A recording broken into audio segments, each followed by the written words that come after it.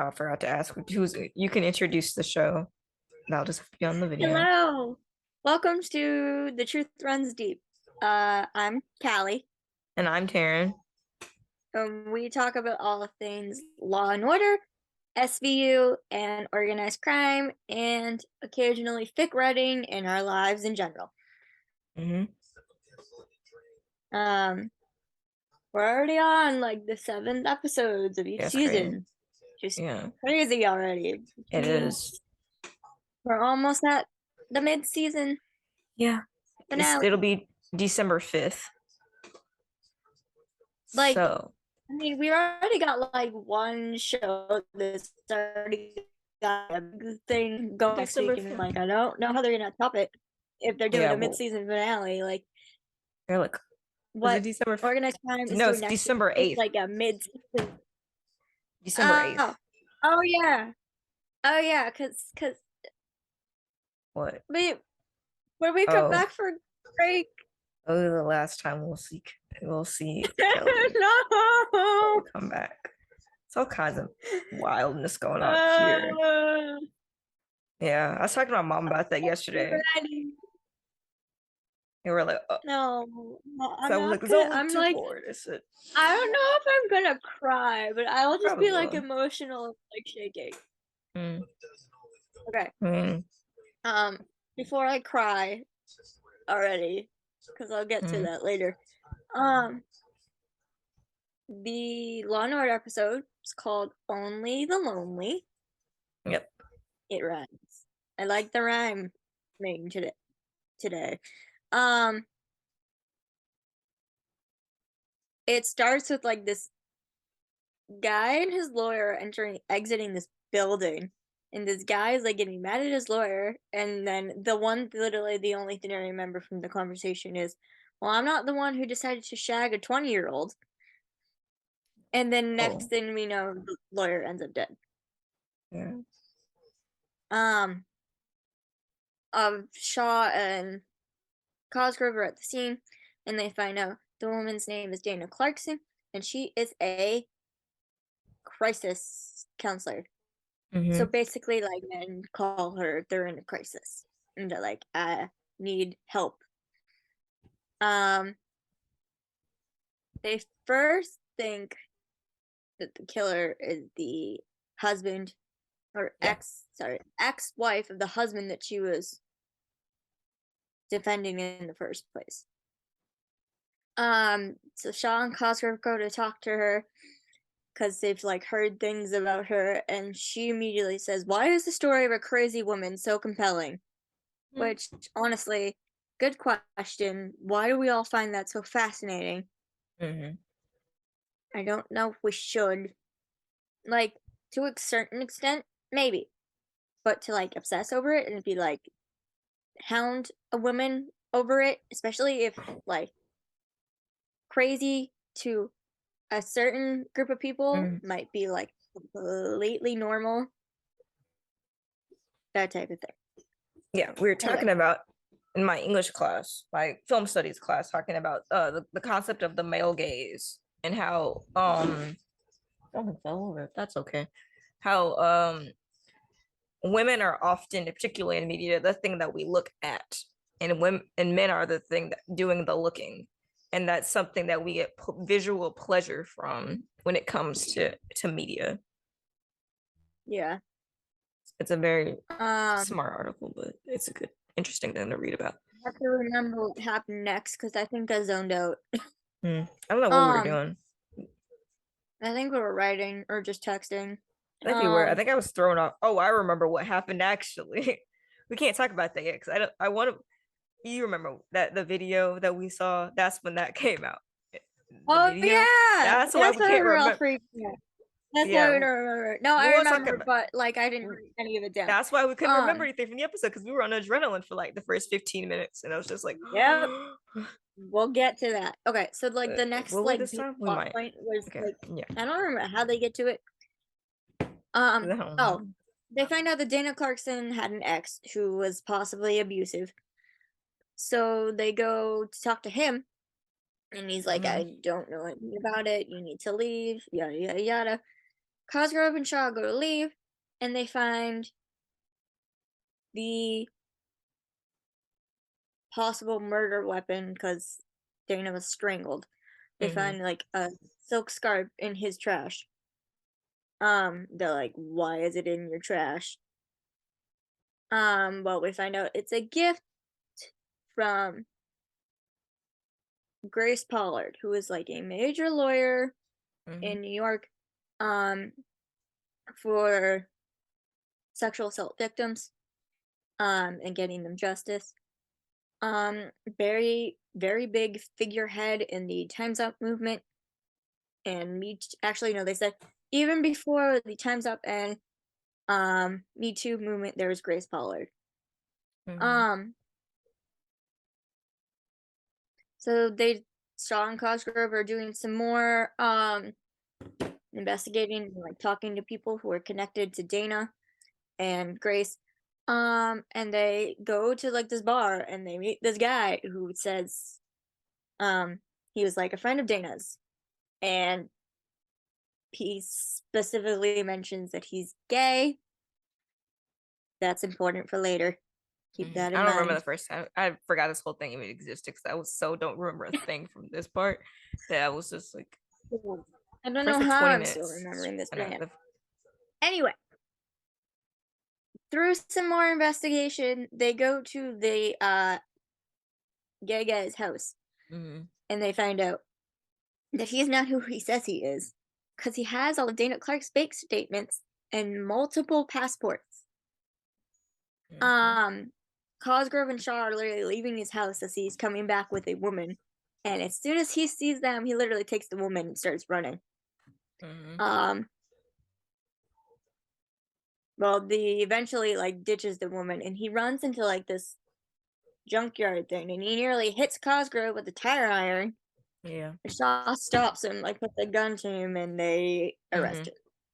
Yep, I do remember. This is where I start remembering. The first like 15 Yeah. minutes, I was just like, oh, anyway, we'll talk about that when we get So to the eventually.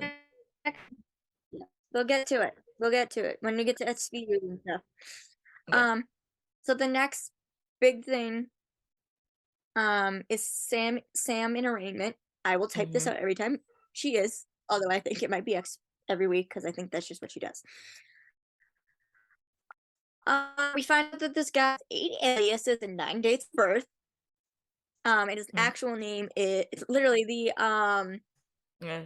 She's eight the person aliases and reading in the nine. docket is literally like reading out all of his aliases. She's like, AKA this, AKA this, AKA that.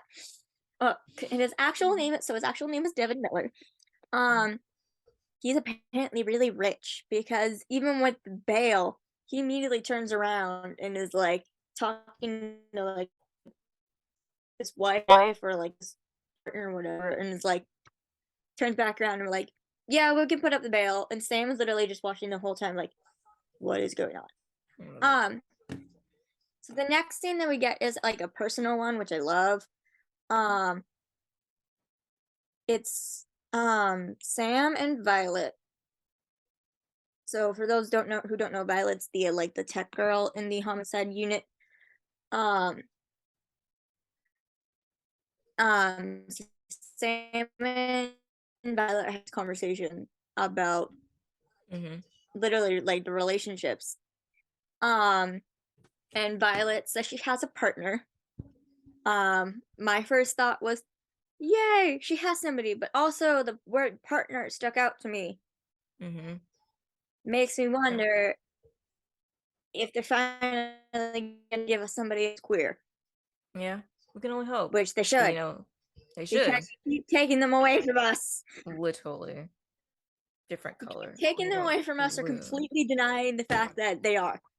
Literally. Yep. Um, and Sam literally replies, "Lucky you," and I'm like, maybe. Mm-hmm. Um, Sam's like, I've tried to find somebody, but with my work and everything, it's hard. And I'm just like, No. no, I don't like No. seeing you sad. No. We love Sam. Violet told her to do online dating and to put herself out there, which apparently is just everybody's go to. Yeah, for like Sam's now doing online dating. Velasco went to go do online dating. Oops, Everybody's wrong just gonna button. go do online Turning dating. my camera back on. Um, Trying to fix my. um, and then Dixon walks in. Uh-huh. Um, and it's literally like, oh, putting yourself out there. And then she starts telling the stories of how she met Okay. her husband, Mm-hmm. or husbands plural. We get more Right. background. She met her first husband drunk, as everybody does, drunk at a biker bar. She met her second one through mutual friends, and now she's single. So this is more information we got about Dixon. So we know she's been married twice, and she has a son who's deaf. Yeah. Honestly, more info than I ever thought we'd get. So yeah. Law and Order is not very good at giving characters who aren't main characters backstories. well, But they're doing better they're now. doing better. I need to know more about Shaw because he's the one Yeah. person we don't know a lot about, Yeah. except the fact that he was going to be a lawyer and then decided to become a cop. Yeah. I mean, they're not horrible. Literally, first episode they told us about Sam's sister. So, Well, they're doing better. all right. Some show, but sorry, we'll be better. Excuse me, be better about that later. Anyway, What? No, I didn't hear what continuing. you said. What? Oh, I was mumbling What did you about. say? I said, unlike some show, they gave us background information, not that late into the show, but just saying. Oh yeah. That's being spiteful again. Okay. So then it transitioned to Sam and Nolan in chambers, to which I immediately was like, they're in chambers together. No. Yeah. We talk about this every week about we're like, hey, you two, you should go on a date. Just saying, just Wait, how because. is that connected to them being in chambers together? I don't know. I just like to tell That's people not that yet. like I just like telling people, Okay, well they we should. gotta put it out there. But Put it out now there. they're like Sorry, you actually have like ADHD, fully Brian. working on a case together. Mm-hmm. Like usually chamber scenes, it's just Nolan. Now they have a scene where both of them are in it and they're both talking to the judge. And arguing points and everything. Because at this point, Miller Oh yeah, he fired fired lawyer and wants to defend himself.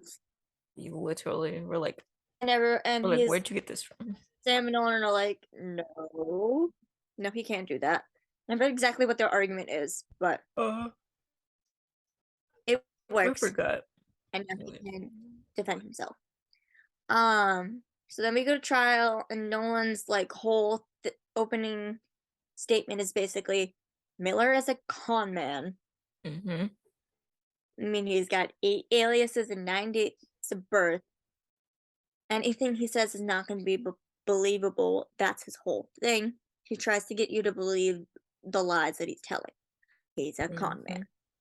Mm-hmm. And Miller, right off the bat, decides to stoop low. You won't think it's low because the way he's saying it, he's like, he wants to like the sympathy card. Literally, yeah, exactly, sympathy card. He looks right at Price and he's like, I'm not a big shot lawyer like Mr. Price. And I immediately went,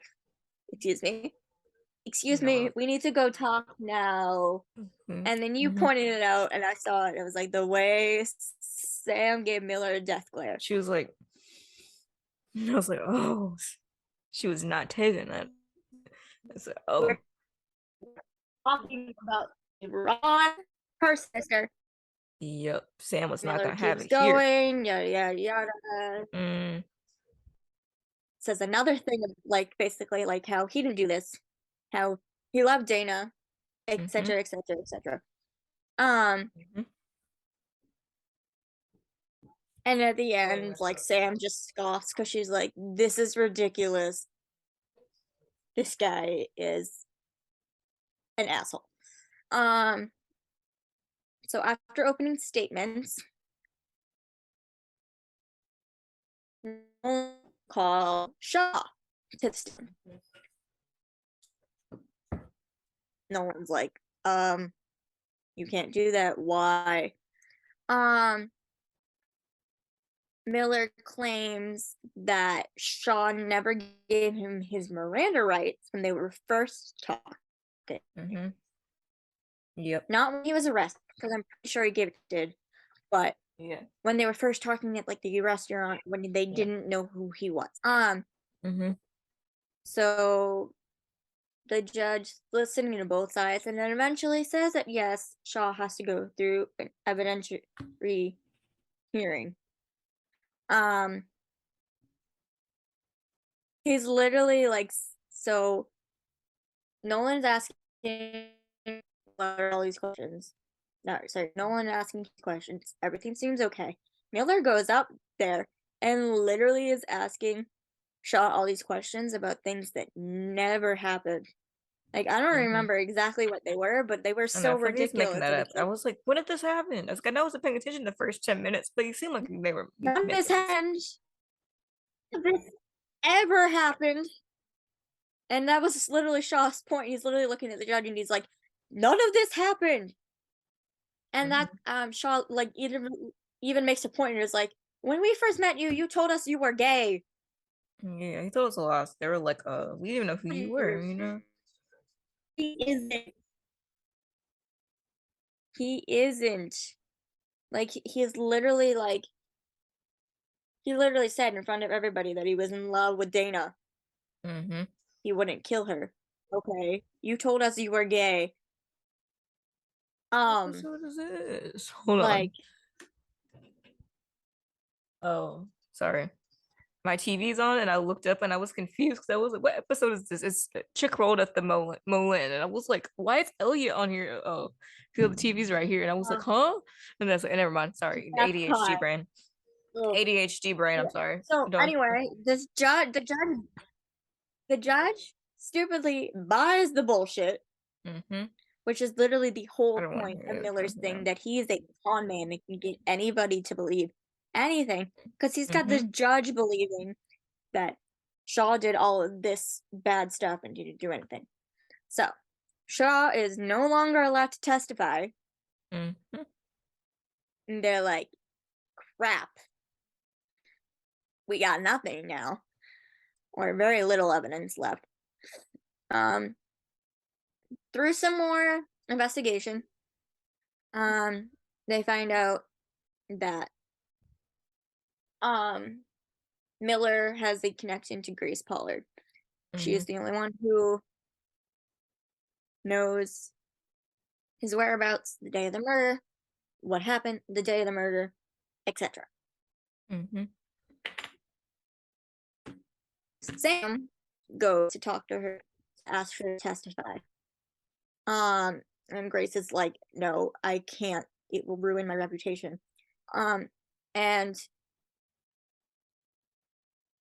Sam starts with every survivor, every prosecutor owes you a debt of gratitude for giving them a voice, for everything that Mm-hmm. she did for the Time's Up movement and for survivors. Um, and Grace is like, "Yes,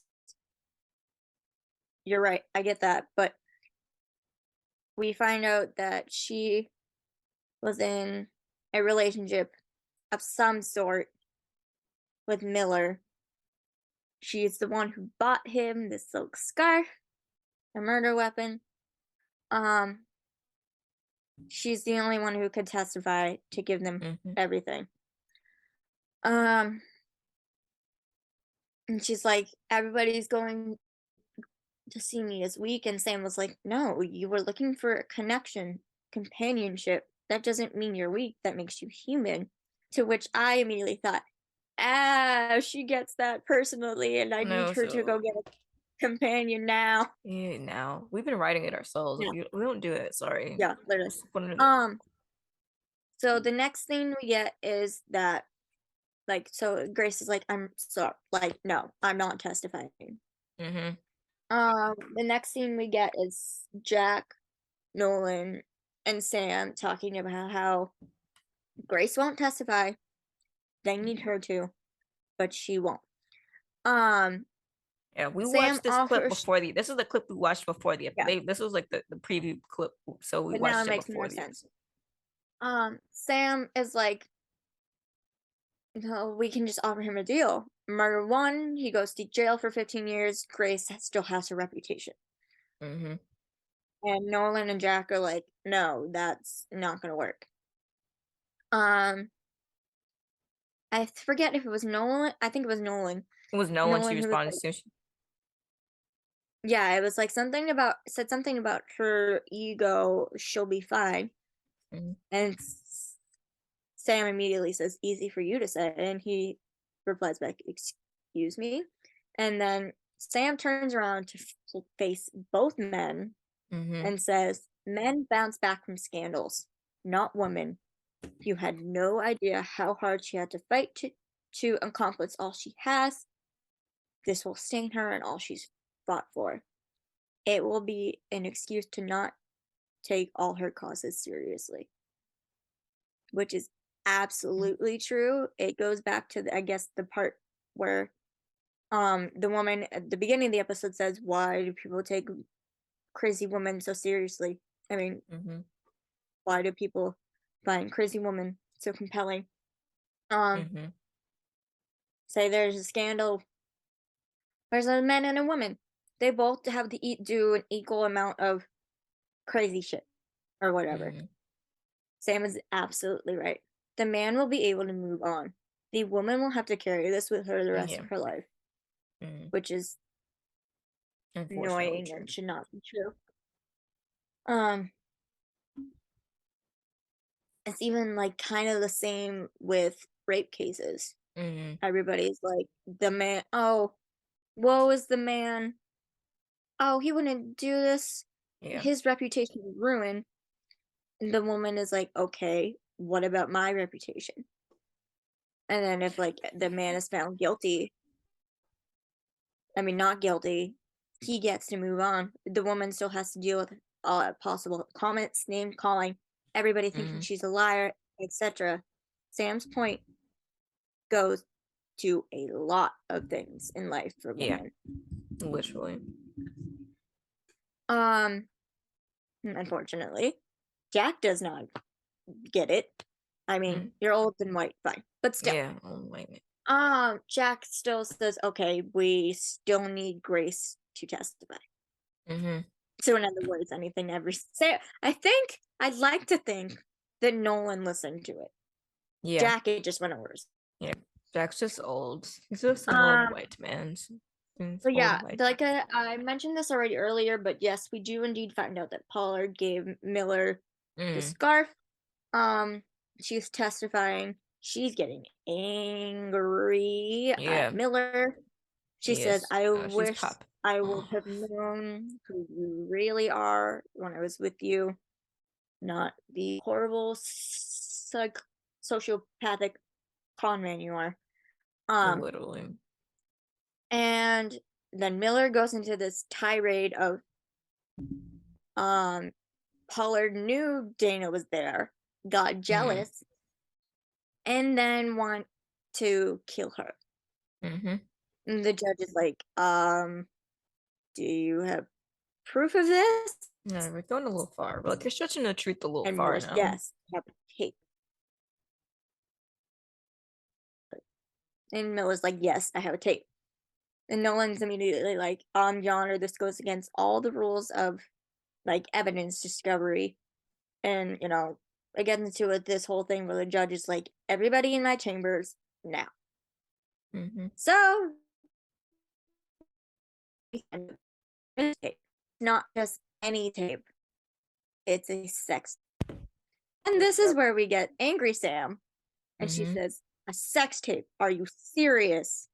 Like Odela literally like kills it in this scene, goes for it, Yes, the angry. scene was so Um, good. the judges, for whatever reason, is like, okay, I still need to see this tape to see if it's going to be able to be used as evidence. Mm-hmm. So he plays the tape. And it's Miller taking charge, Mm-hmm. um, telling Pollard what to do, Mm-hmm. Yeah. etc. Um, and I watched the scene again, like literally a few minutes before we started recording. Mhm. And you can tell both Nolan and Sam are uncomfortable, but for completely different reasons. Sam, uncomfortable because she's angry.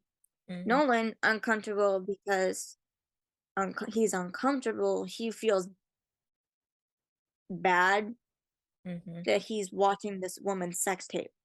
Mhm. Like, he doesn't want this for her. Mhm. Um, and then they show the tape, and the tape is basically like Dana comes to the door while they're literally in the middle of having sex. And Mhm. Grace is like, "Who's that?" Miller says, "It's my ex." Grace says, "Well, then get her out of here." Um, that's the end of what we see on the tape. Sam, again, livid. She Mhm. says, "This tape is a pretext to publicly shame a woman for being vulnerable, intimate, for trusting someone." And I had two theories about this. Mhm. Besides the fact that she would literally just be angry about this in any situation. But two, it also makes me wonder if somebody has done something like this to her or tried to, possibly. Mhm. But I Possible. It's also always just possible. think um the general anger is the best theory. Um Okay. 10 and minutes. they judge for whatever reason decides the tape is exculpatory and it can be used as evidence. And I'm like, this is awkward. Why would you want this? I'm What like, I was like, the huh? hell? Like, why would There you was actually want there this? was things on Twitter It's about the literally a episode sex and how tape. it's like survivors don't watch this. Yeah, I can get why they're saying Yeah. that. Yeah. Like the judges they're like, yeah, the sex tape is exculpatory. Okay. Yeah. No. What the fuck? Literally, we're like, you can't just play that up there. Like, that's horrible. Um And then they have to go tell Grace that it's being used. Um Nolan um I get you're trying to help, but he literally like the way you say it, you need to do better, man. He literally yeah, said, "Oh, he can't play the whole tape." Ch- That's it not shouldn't. enough That doesn't really to help. It calm shouldn't the be played at woman all. down. Yeah, it shouldn't have been played at all. But I can't men, use as the my whole friend would tape. I'm say. literally like, "You better." Like, we've been writing him Man. recently where he's like understanding women. Honestly, Yeah. we might have to change some things. It's Well, not he's doing working. so great. Yeah, well, we get you to work on it, homie. Like, Yeah, you need to work on it. Um, and then the woman literally looks at him and is like, "I'm half naked in that video, Mr. yeah. Price. I let this man take charge of my body. Do you understand how that looks?" And Nolan is like silent, like, Oh, yeah, messed yeah. up. It's like, oh no. Um, and Sam is like, "You're human. It's Mm-hmm. okay." And she's um, like, and then Grace is like, "Even all the countless survivors I've helped, and with her too, it always comes down to one thing: sex." Mm-hmm. And Sam says, "You can do this." I love that Sam kept trying to support her, even if, Mm-hmm.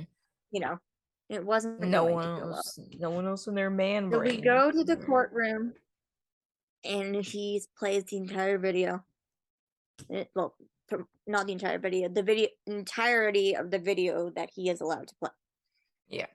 And he's going on the fact that you were jealous that Dana was there, and so you went to go kill her. And Grace is like, "No, you're this is absolutely wrong." And like she was getting uncomfortable, she was getting angry. Mm-hmm. Everything. Miller thinks he finally has it. Finally has this in the bag. Nolan goes to stand up, and Sam immediately grabs his arm and whispers in his ear and says, "I got this." I was like, I oh, had a little freak out moment there. I was like, and we were like, ah, oh, here we go. ah. Like, imagine them doing that, working together in the courtroom like a couple. Like, Yeah, I mean, we get what we want. She's like, I It got needs to this, and we're like, happen. I need yeah, it. I literally, need it. I I need. need it. Oh, Yeah, I wait, wait, send you wait. Hold up. I that just clip. got an. I just got an idea, and I need to text Okay, it to you. Hold I on. always every time we think about this kind of stuff, I always send Callie that clip of that gif of SpongeBob where he's at Sandy's Street Home and for the first time and he realizes there's no water and he's like, I need it, I need it, I need it. I send that to Callie all the time. Those and escalators is a game of hell. I'm just putting Okay. that out there. Um. Oh, love that. Gotta do that. Sorry. You'll Yeah, we find out do. Yeah, we do. eventually. Gotta do that one. Okay. So Mm. Sam goes up and she's like, "What Mr. Miller has done is sick, etc. So much of a psychopath or whatever word she said is." Um. Oh, before that, back when they were still in chambers and they were telling Grace they had to use the video, and Grace is like, "Do you understand how that looks?" Sam says it looks like a consensual act by a woman who wants to enjoy like intimacy or something like that. Mm-hmm. Still, not necessarily the best time to say that, but it is kind of true because it like I don't know, Sam was However you want to. trying Yeah. to To enjoy think of some way to show Grace that she had nothing to be ashamed about. Mm-hmm. The only one who should is Miller for being an asshole and using this tape in court. Mm-hmm. And that's kind of the big thing of Sam's questioning for Grace. One point Grace says, "I will not be demeaned for being a woman, for wanting to enjoy the full human experience." And I believe she got a lot of them from herself, but also with Sam's help. Yeah. And well, Sam's plan worked. Mm-hmm. At one point, I think Grace says, "I have everything to lose and nothing to gain." Yeah, because I think she'd asked, so why would she get on the stand? She's like, I have everything to lose and nothing to gain. So why would she wouldn't make up anything if it doesn't like benefit her in any way? But yeah, well, it worked. Devin's found guilty. He's shocked. Do I care? Nope. Bye bye. Yeah. Um, You love a good case and where then you I win. didn't come up with this conclusion until like the end of the episode where I'm just like, I was looking at Sam's outfit and they kept mentioning the Time's Up movement, and I was like, Mm-hmm. I know the Time's Up movement has a signature color. Well, I googled it just to confirm, and the Time Up's movement color is black. So I think it was very cool that they had Sam in all black in the courtroom the whole time. Mm-hmm. Well, Sam and Nolan go to try to thank Grace for her help. Unfortunately, as she predicted, her reputation is kind of in the mud right now. She holds up a newspaper with a picture of her from the sex tape and it says "tied up." Mm-hmm. She was just livid, and Sam was Nolan were like, just it was found, but at what cost? They need a drink. Mm-hmm. This time, Nolan asked Sam for a drink. Yeah. And it was like, oh my God, please say yes, please say no. I was literally like, no, we're gonna get Really? back. We're gonna get her saying no. It's gonna be a rain check again. It's gonna be the opposite of when she asked him. Literally, No, we're like, it this is gets the same. worse. No, it gets worse. It Most does. Well, for us anyway. I don't care. Don't. She's slightly hesitant before she answers what she says because she's literally she's like trying to figure out how to say it. She's like, I can't. I have a date. And then she kind of smiles a bit, and I was like, shit. We're like, no, you're Literally blowing holes in our shit. no. One conversation for her to go on online dating, and she has a date. I mean, I guess that's how online dating and works. you can see Nolan is like slightly surprised. He's like, oh, and then he smiles and he's like, oh, have fun. Make sure he only has one. make sure he only has one passport to make the like analogy to earlier when they found all the guys' passwords. And then that's the end. And I was like, we were like, are you kidding me right now? I literally I'm pretty sure I screamed into my pillow. I was like, are you kidding me right now? To which me and Terryn both agreed. Nolan is right there if you want to go on a date with somebody. He's right there. He's right there. No, his relationship. Pretend whatever he was doing beforehand doesn't exist. But he's right there. Oh no, we're at less than 1 minute. Oh no. Oh no. I made the point at the end of the episode that their friendship is strong, but it needs to be friends to lovers or I will riot. Because they are making the basis for it. They just need to do it.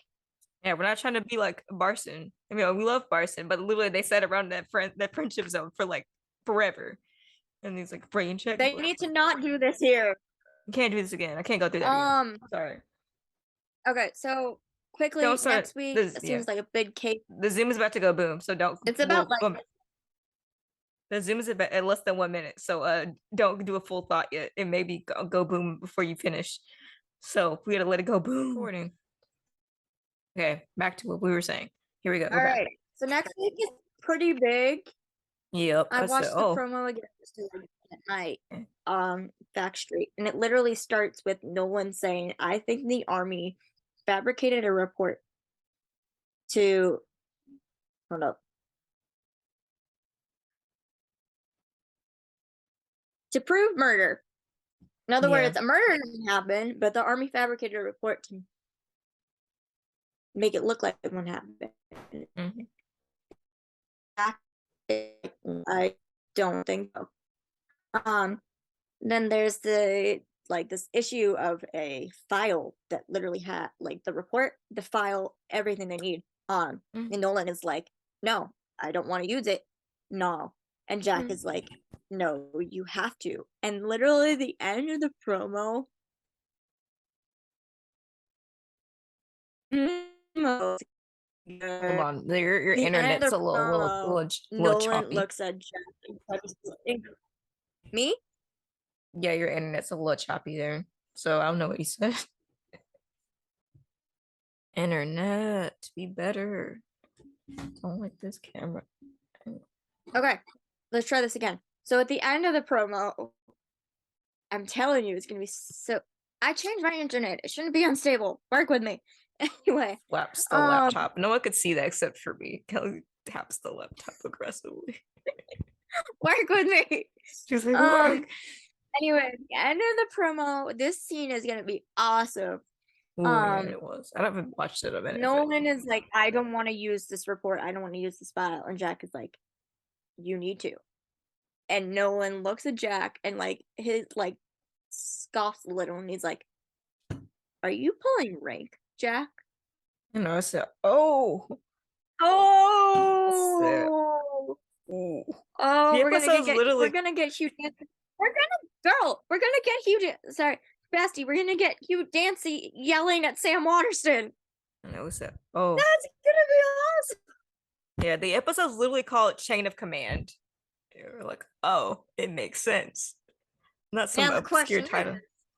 Well, how this is gonna turn out? How's Sam gonna side with? Exactly that. And how is this gonna turn out? I mean, they kinda are like, I'm not following the rules. Sam gonna side with. She loves them both. And I can't.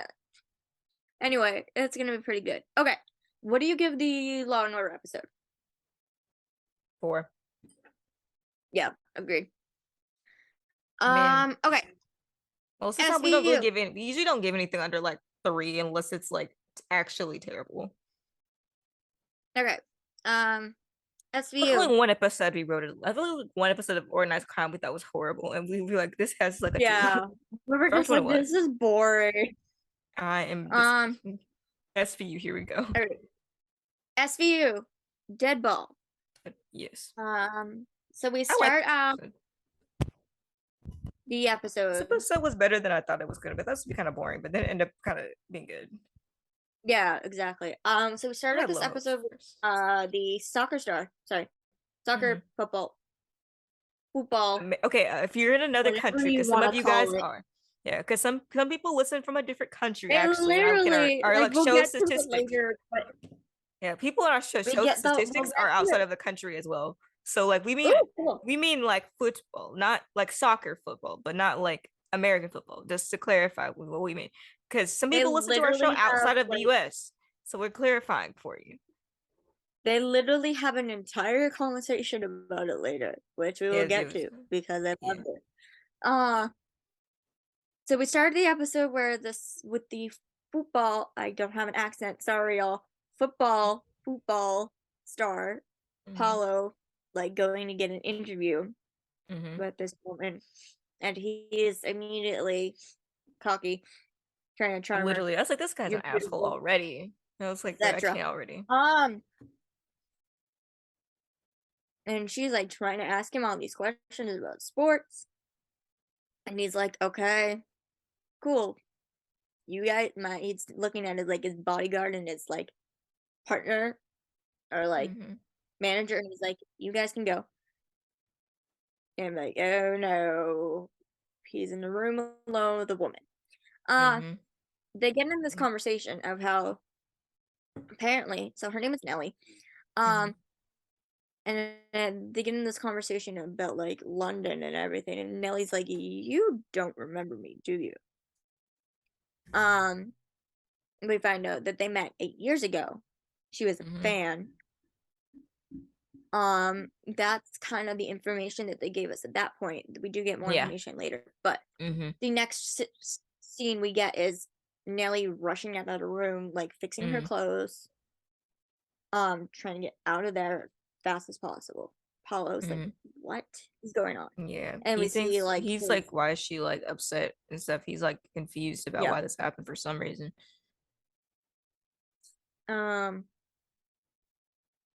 then we see his manager like standing guard. Yeah, Um, he told his we manager also to get leave earlier in that yeah, scene, so there was nobody to no witnesses to any of this.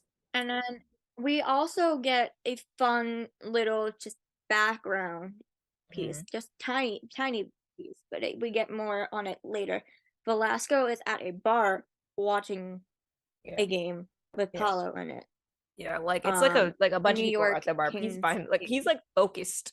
Like no one is Yeah. around. Like there's people, other He's people like by having himself. like other people are having like a great like he's like focused on the TV watching. The other people are like, He's you know, like watching the drinking, game having a and great time. feeling He's weird. focused on this TV. I was like, Yeah. man, But when everybody cheers, like he cheers too, and he's like, yeah. And this I'm just sounds like, like why are yeah. you alone? It makes me sad. Sad. So I don't want him alone. I got an idea. Hold on, keep going. We know who we know we know who he Sorry. would bring to the bar to watch the game with, and then he would teach her all about the game because she wouldn't fully get it. And Yeah. please tell me you're catching my drift. Yeah. That's what I was typing you. I was typing an idea. Are you Sorry, texting me? continuing. Yes, I'm texting. I'm not done yet. Oh, okay. You text. I'll keep talking. Yeah, keep talking. Sorry. When we talk out loud, So how we get after the ideas. opening, we get literally. After the opening, we get Nellie going to the SVU precinct, to speak with Amanda and Olivia. She's telling them that, well, first apparently like Paulo is that big that even Olivia knows who he is. Mm. And she mentions that in London 8 years ago he sexually assaulted and raped her. Mm-hmm. She was only a fan back then.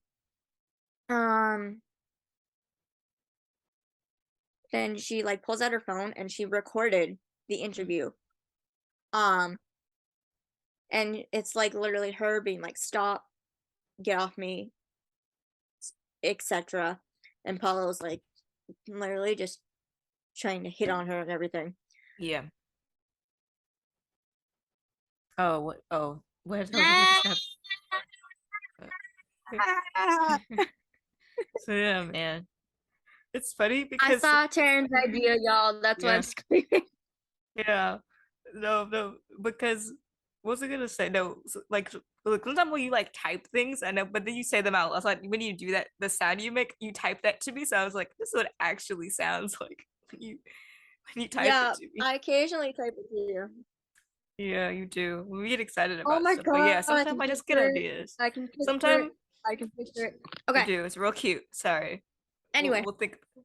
Yeah. Okay. Anyway, Anyway. sorry. Yes, I think that. Anyway. Yeah.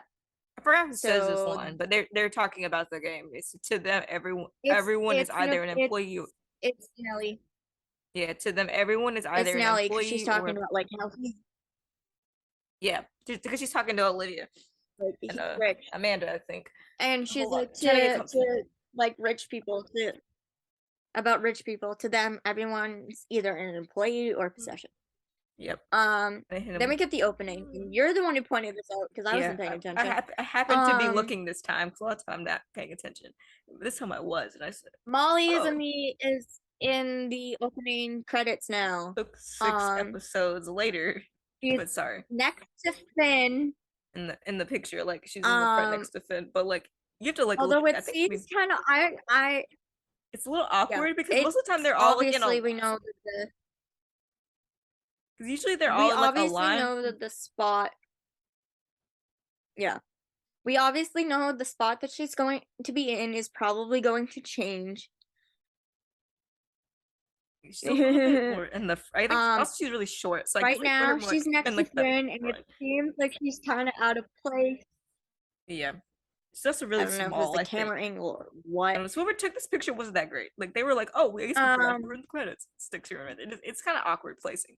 Because usually they're okay. all in a line. But this Um, time she's kind of more like in front of them. Because I guess because she's kind of short. But I don't know what they were doing with that picture. But yeah, and then we get back to the back to the show, the precinct.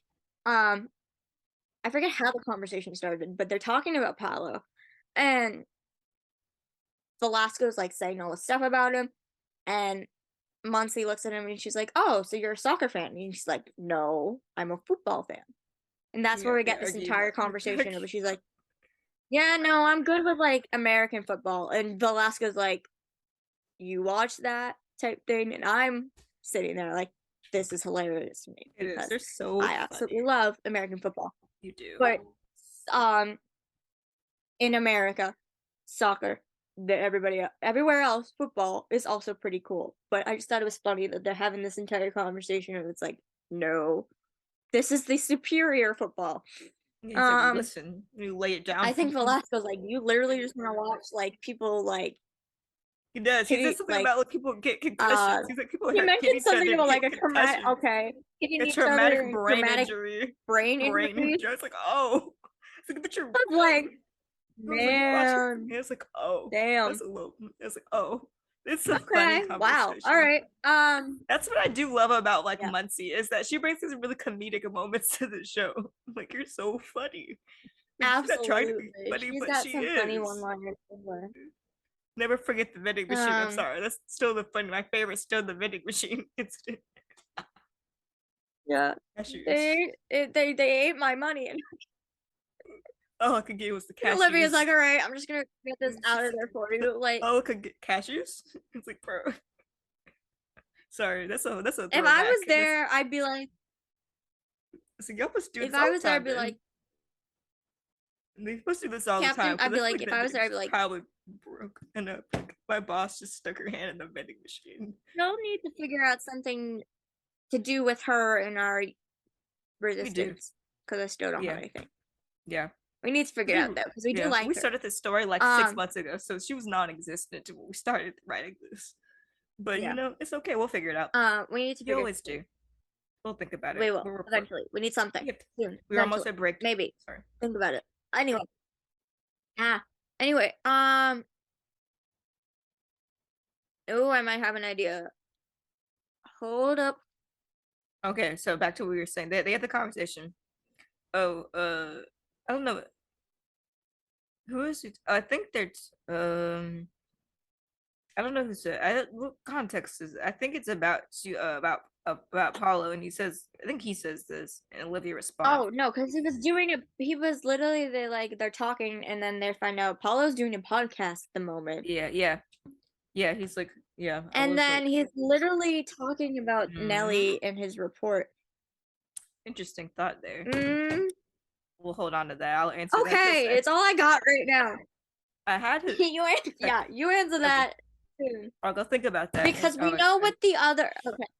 We know what the other option is, bestie, and it's not going so great right now. Oh, you're right. You're right. Okay.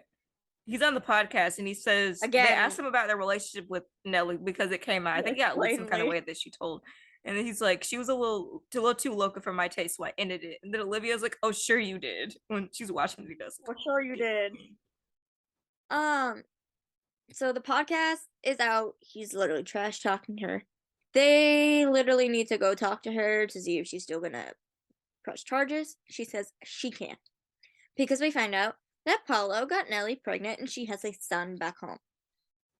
And he's threatening to sue. We haven't made it clear Nelly's from England. I forgot we mentioned that part. Nelly lives in England. I don't know if we made that clear or not, but she's not from the United States. She's just working. Yeah. She's just working in New York. That's clears that up, so you guys kind of understand why it mattered. Yeah.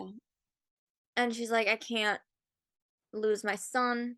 And Olivia is afterward, like when she's telling the squad, she's like, I totally get it. Like, I'm a single mom. I don't know what she almost lost custody of Noah too. Back in like season 17, 18. So a couple times. No, actually, sorry, 16, 17. Yeah, it's a couple times. Yeah. So yeah. Okay, a couple times. Yeah, really. It's been a lot. Anyway, she gets it. So then they have to go do more research or investigating to see how else they can get Paulo. They find out he was married for 2 years. Until he paid his wife $10 million to divorce him because he can do that. And then we get this fun scene with Finn and Muncie. To which point they literally like arrive at the mansion of his ex, and Muncie looks at the mansion and she's like, 2 years of marriage got her this? I gotta get back on the dating apps. We're like, dang. Which is hilarious. Finn says something else, but I don't remember. So they go talk to the ex, and she's literally this like, is a "Yeah, big he house, paid by the way. me I don't know if you guys have seen the episode, but this house mansion is like buku's kind of rich. He literally, he paid me to divorce him, and I was like, she was like, yeah, I took the money, a lot of money, worth it.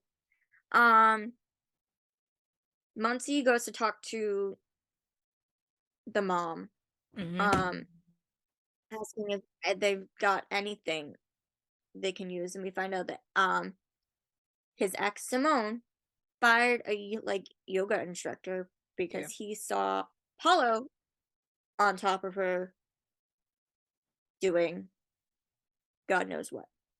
It wasn't a good time. And the mom says his mouth is smiling, but his eyes were already planning. I was like, ooh, that's a good line.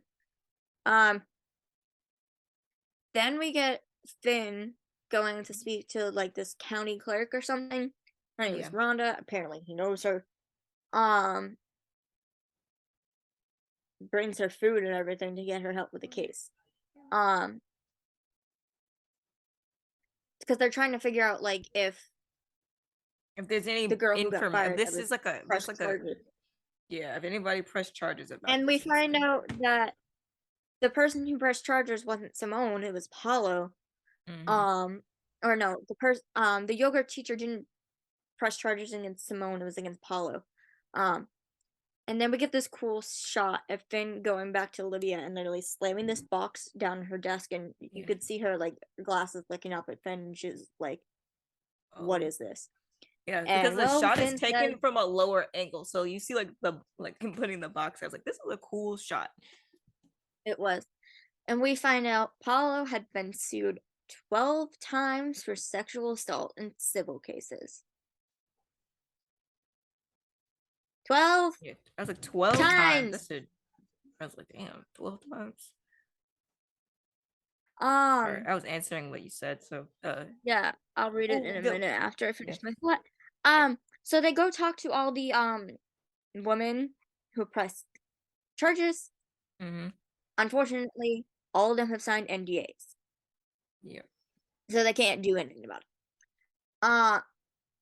Then we get the scene of McGrath literally just walks in and he's like, Cindy's like, gotta go, bye. So he's was a little, super a little unhappy shit because like the apparently. deputy commissioner or whatever is on the phone with him at 2 a.m. He's unhappy being about the annoying. case I said because he didn't get said his beauty sleep. apparently that they've got complaints Yeah, from the the SV was women that they harassing. talked to. SU was harassing them and talking to them multiple times when they didn't. Yeah. Which I have no idea where this came from. They literally made that up because there's really there's no proof follow of that up in the on it. episode. From what we could see as the viewers, there's no proof of that. They made There's no proof of that. We don't know where this came from. They didn't tell us. That was just it just came like, up. He's like, oh, they had me up at 2 a.m. Blah blah blah. I was Yeah, like, and Mr. Olivia's That's like, wine. none You of didn't that get his reviews. happened. Okay. Sorry. So they Get your go beauty talk sleep, McGrath. to Calm down. literally chill. Right. So then I love making jokes on McGrath. oh, and then McGrath is like, if this clown. happens again, I will be the call. You'll be the one on the phone at 2 a.m. And I was like, okay. none of this happened. What the heck? What are you talking about? Calm yourself down, sir. So they go. Olivia and McGrath go to talk to Paulo and his like Paulo and his lawyer. Yeah. And they're like, Olivia's like, or somebody's like, this is standard talking to victims to get leads. Paulo's like, doesn't this standard Olivia's to me? holding her calm. She's just like claims that you badgered the victims. They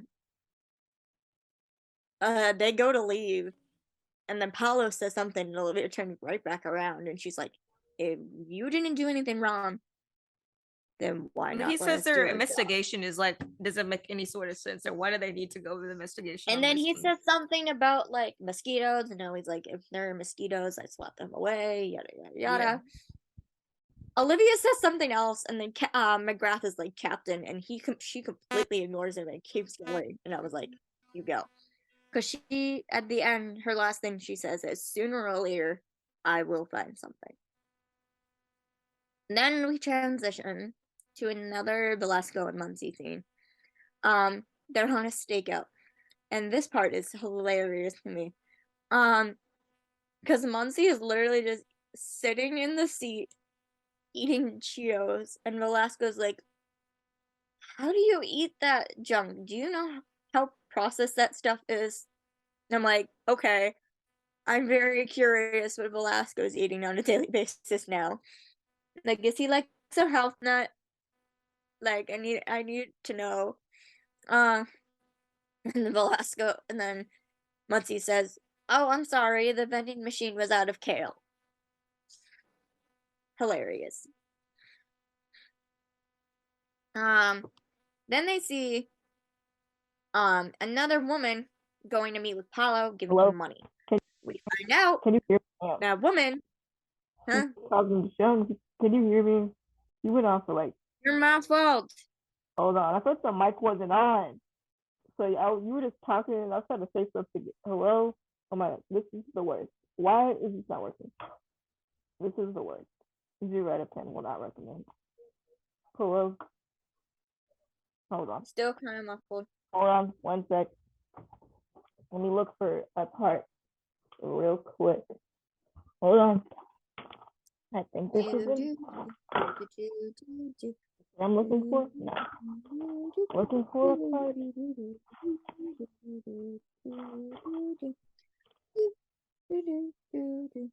Musical intermission as I try to find this part because Kalli can't hear me. And she was going on for like 10 minutes and didn't know I was talking. Where did I put that? I thought I had it in my book. did I put my? Oh, where did it go?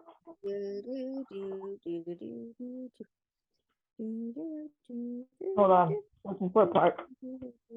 Pause. Sorry, podcast people. We're looking. Karen is looking for a part to make her life worth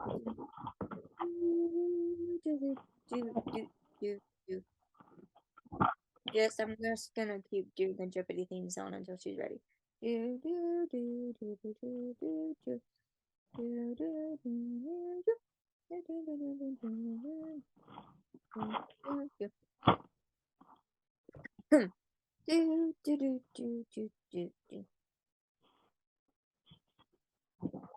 still alright. I guess I'll keep talking.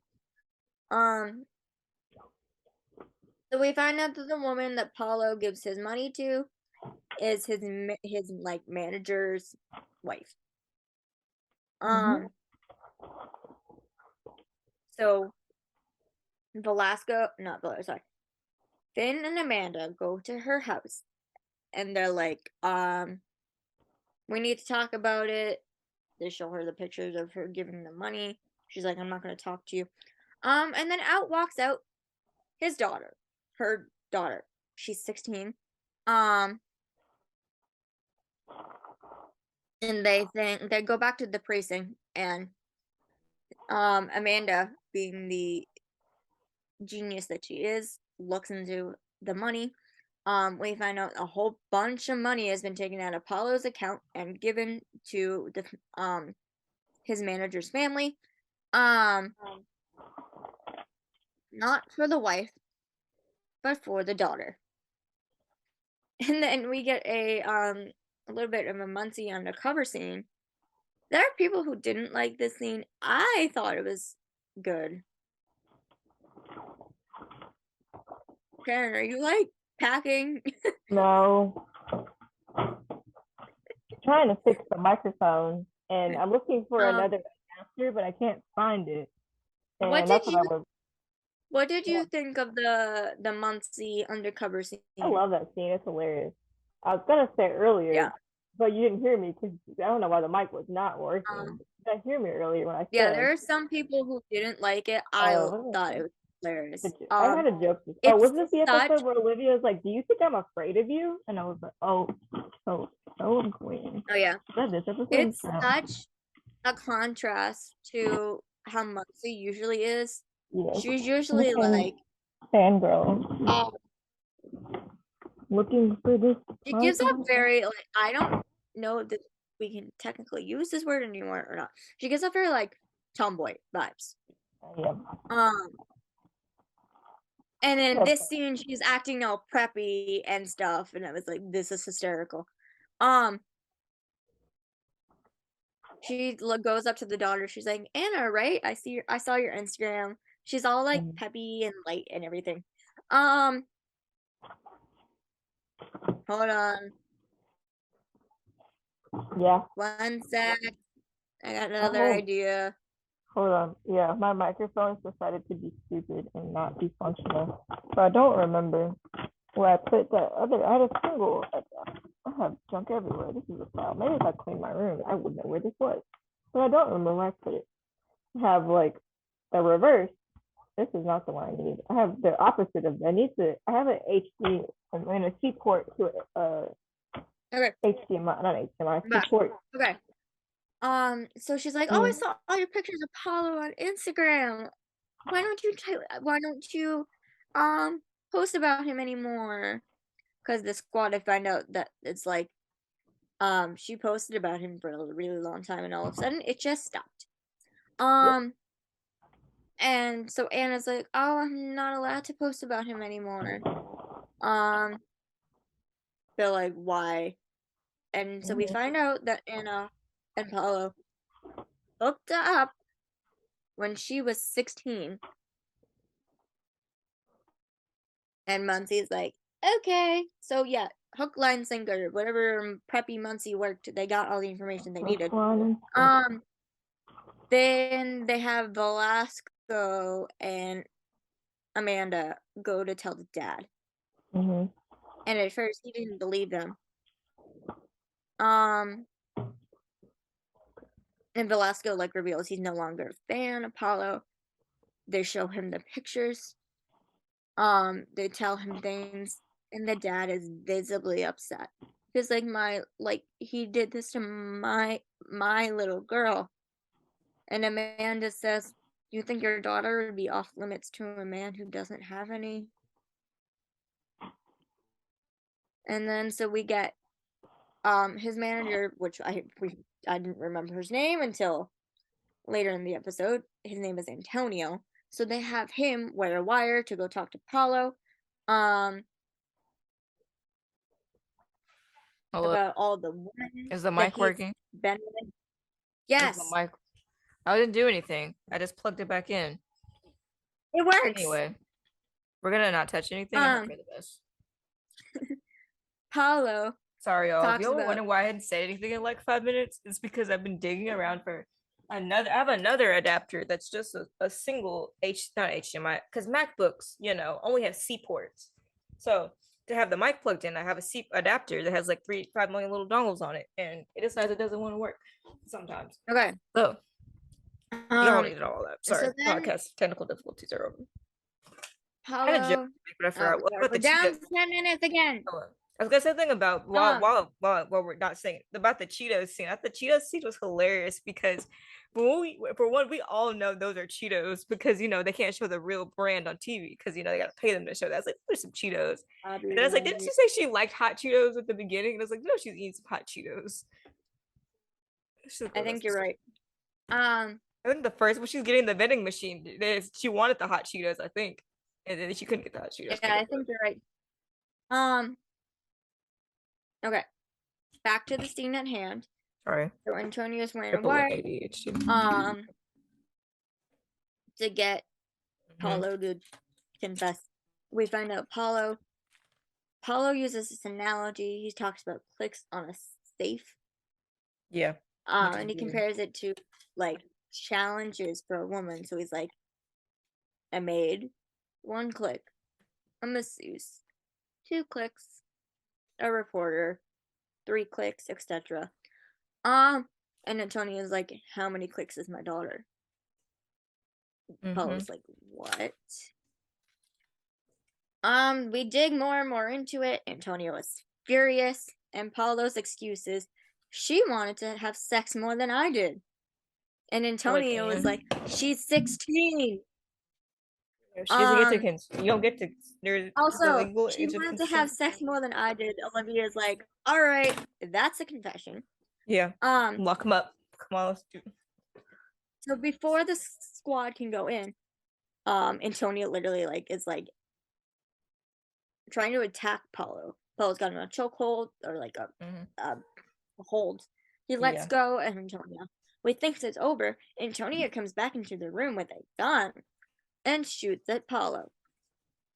I thought he was dead, honestly. I was like, oh shit, he's gonna be dead. He said, you have a hole in your heart that you fill with fame, money, woman. I hope it grows larger. We hear a shot. This squad runs into action. It's a commercial there, so we thought he was dead. I was like, man, he's dead. Oh yeah. The squad comes back. He just shot at him. Paulo's fine. This police, and then Paulo's like, arrest him. He just shot at me. And Velasco arrests Paulo instead. And they're like, okay, you're under arrest for having like sex with a minor, etc. And Paulo's just like, how? And Antonio lifts up his shirt and shows the wire. And he's like, remember, it was because of me. I did it. And so he's taken out.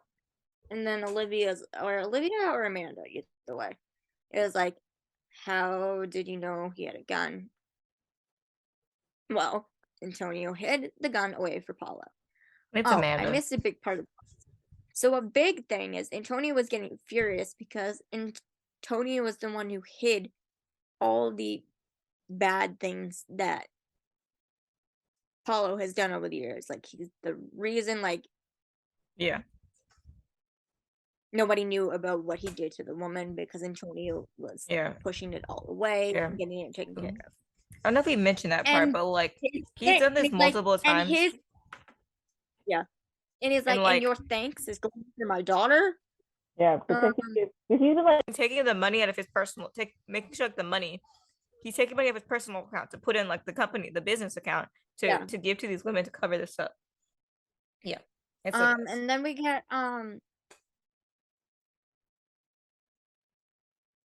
like Olivia is talking to Paulo like in the thing,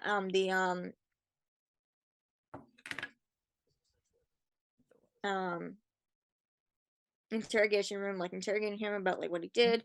They're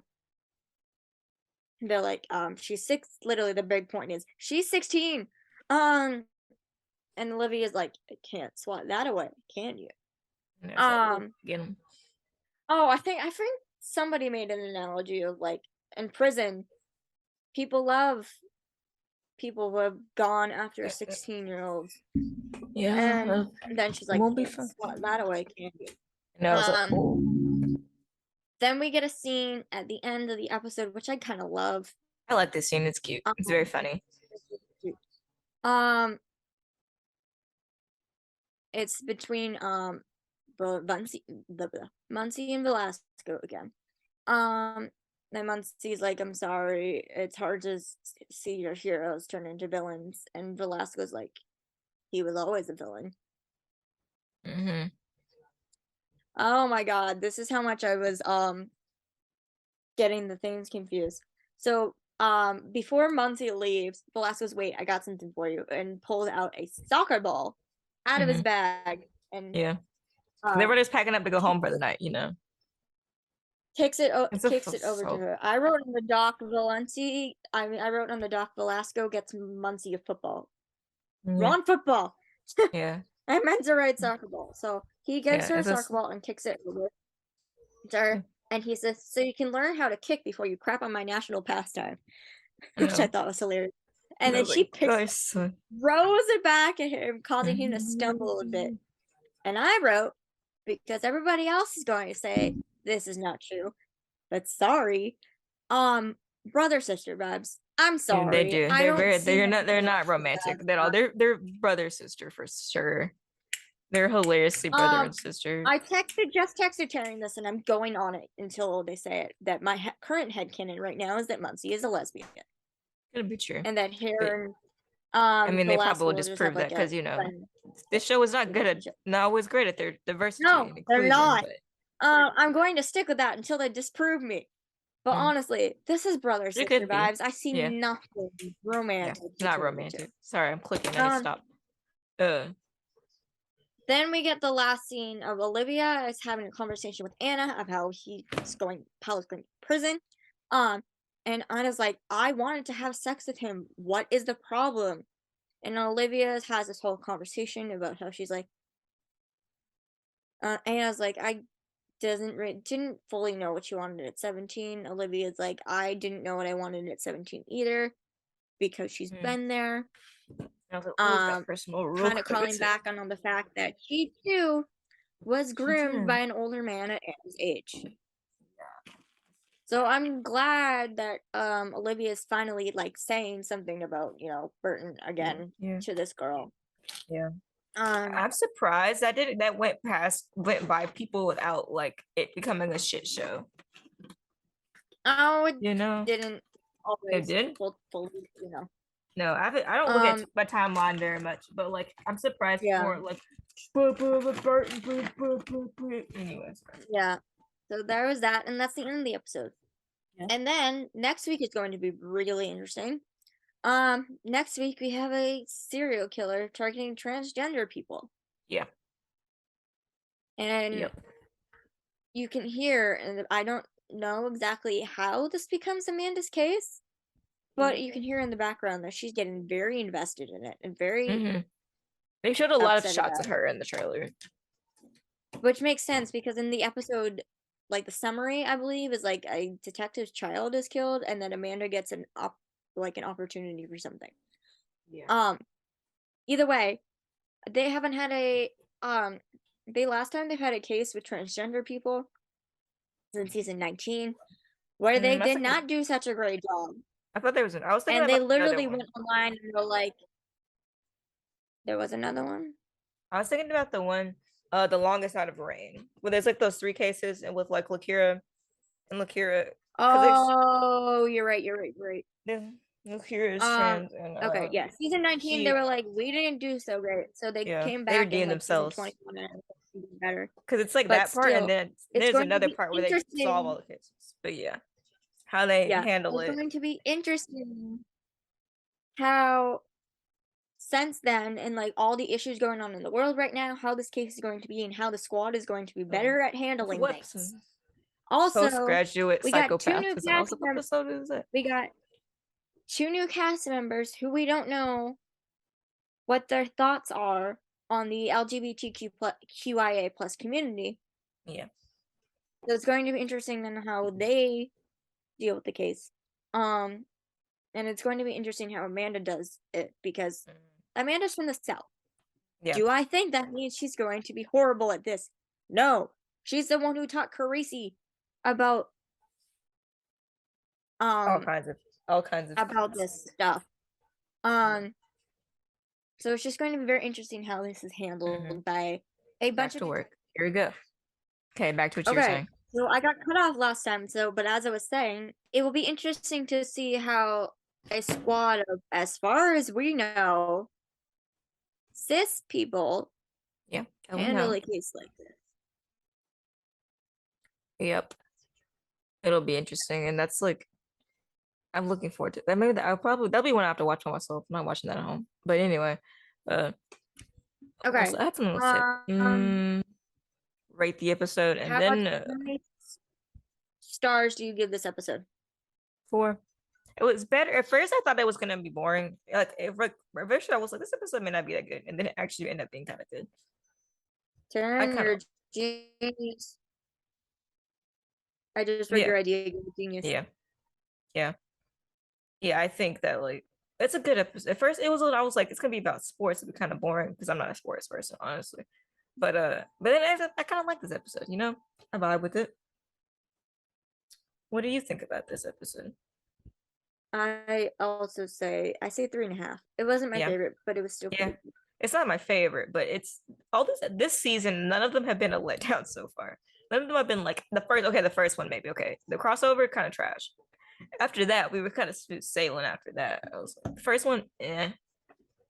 Okay, so last week we mentioned we'll talk about the thing that we talked about last week, but we didn't mention anything about it because oh yeah, that thing. The one I was like trying to say, and you were like the thing because it came out. Okay, so first of all, if you don't want to know about this thing, because this thing is kind of a spoiler, I will timestamp it eventually.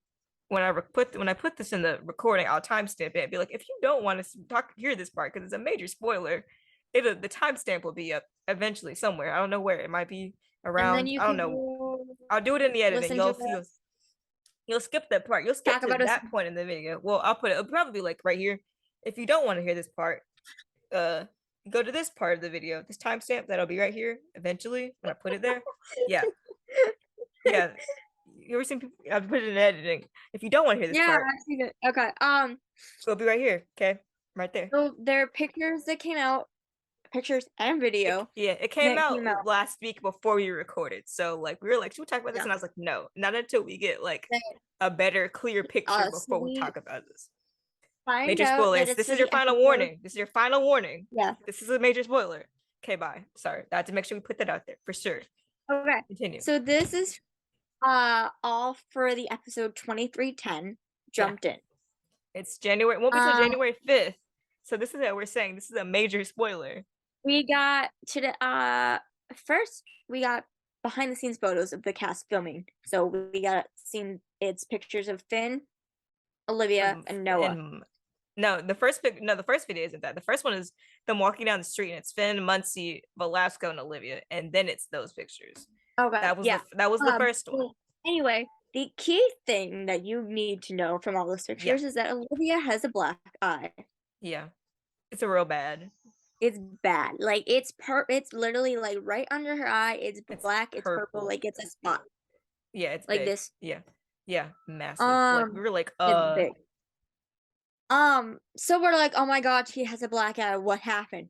Yeah, we made up some It's stuff in our worse than heads. just a black eye. Yeah, It because we were got making up worse. because we were making up some stuff in our heads, which we're gonna make right fix out of both these ideas probably. So we won't tell you what they were. So we kind of had ideas for both either direction, but when we write these fics, you'll know what we mean. But Yeah. so then the pictures, the Then the second group of behind the pictures, scenes not the video video. came The video out. wasn't next. Not the The video. next was not No, yet. not The the next video. thing that came out was the pictures of Noah and Olivia. Olivia, Noah, and Fan were the pictures. That was the next thing that came out. Because we Oh were yeah, like, and then Noah's looking at Olivia with her eye and is like asking her questions about it, and yeah, I'm like, it assumes that there's no, it's pictures, so we assume that because at first he looks really like shocked, and then he kind of talks to her, and he gives her like a hug. Yeah, it's real. yeah, It's something. which is gonna be an awesome scene It will be. once We were we get talking it. about that because I was like, listen, we've Supportive done it in a. son. We were like, we've done it in a fic, but not like that. But we've done the same kind of dynamic in a fic, and they were like, bro, we're actually gonna see it. We just stop trying to predict the I future need it, on but I'm accident. not ready at this We time. keep predicting Okay, things on I know. accident. Stop predicting shit. There's something we predicted in organized crime, kinda, that we'll get to later that I showed you today. I was like, holy shit. Okay. Yeah, it all comes I'll back get to that. around. Anyway, then we get the behind the scenes video, Yeah, which proves it's So- worse than just a black eye. okay, because so we put it earlier in the episode. We're talking about how we were not paying attention the first 20 minutes of the mothership because we were talking about this. Yeah. Okay, you can say it now. So Sorry, it's a video of Mariska filming a scene, and she is on the ground. Yeah, I was like, oh my god. As two like male actors are pretending to stomp on her and kick her. And I was like, oh my god.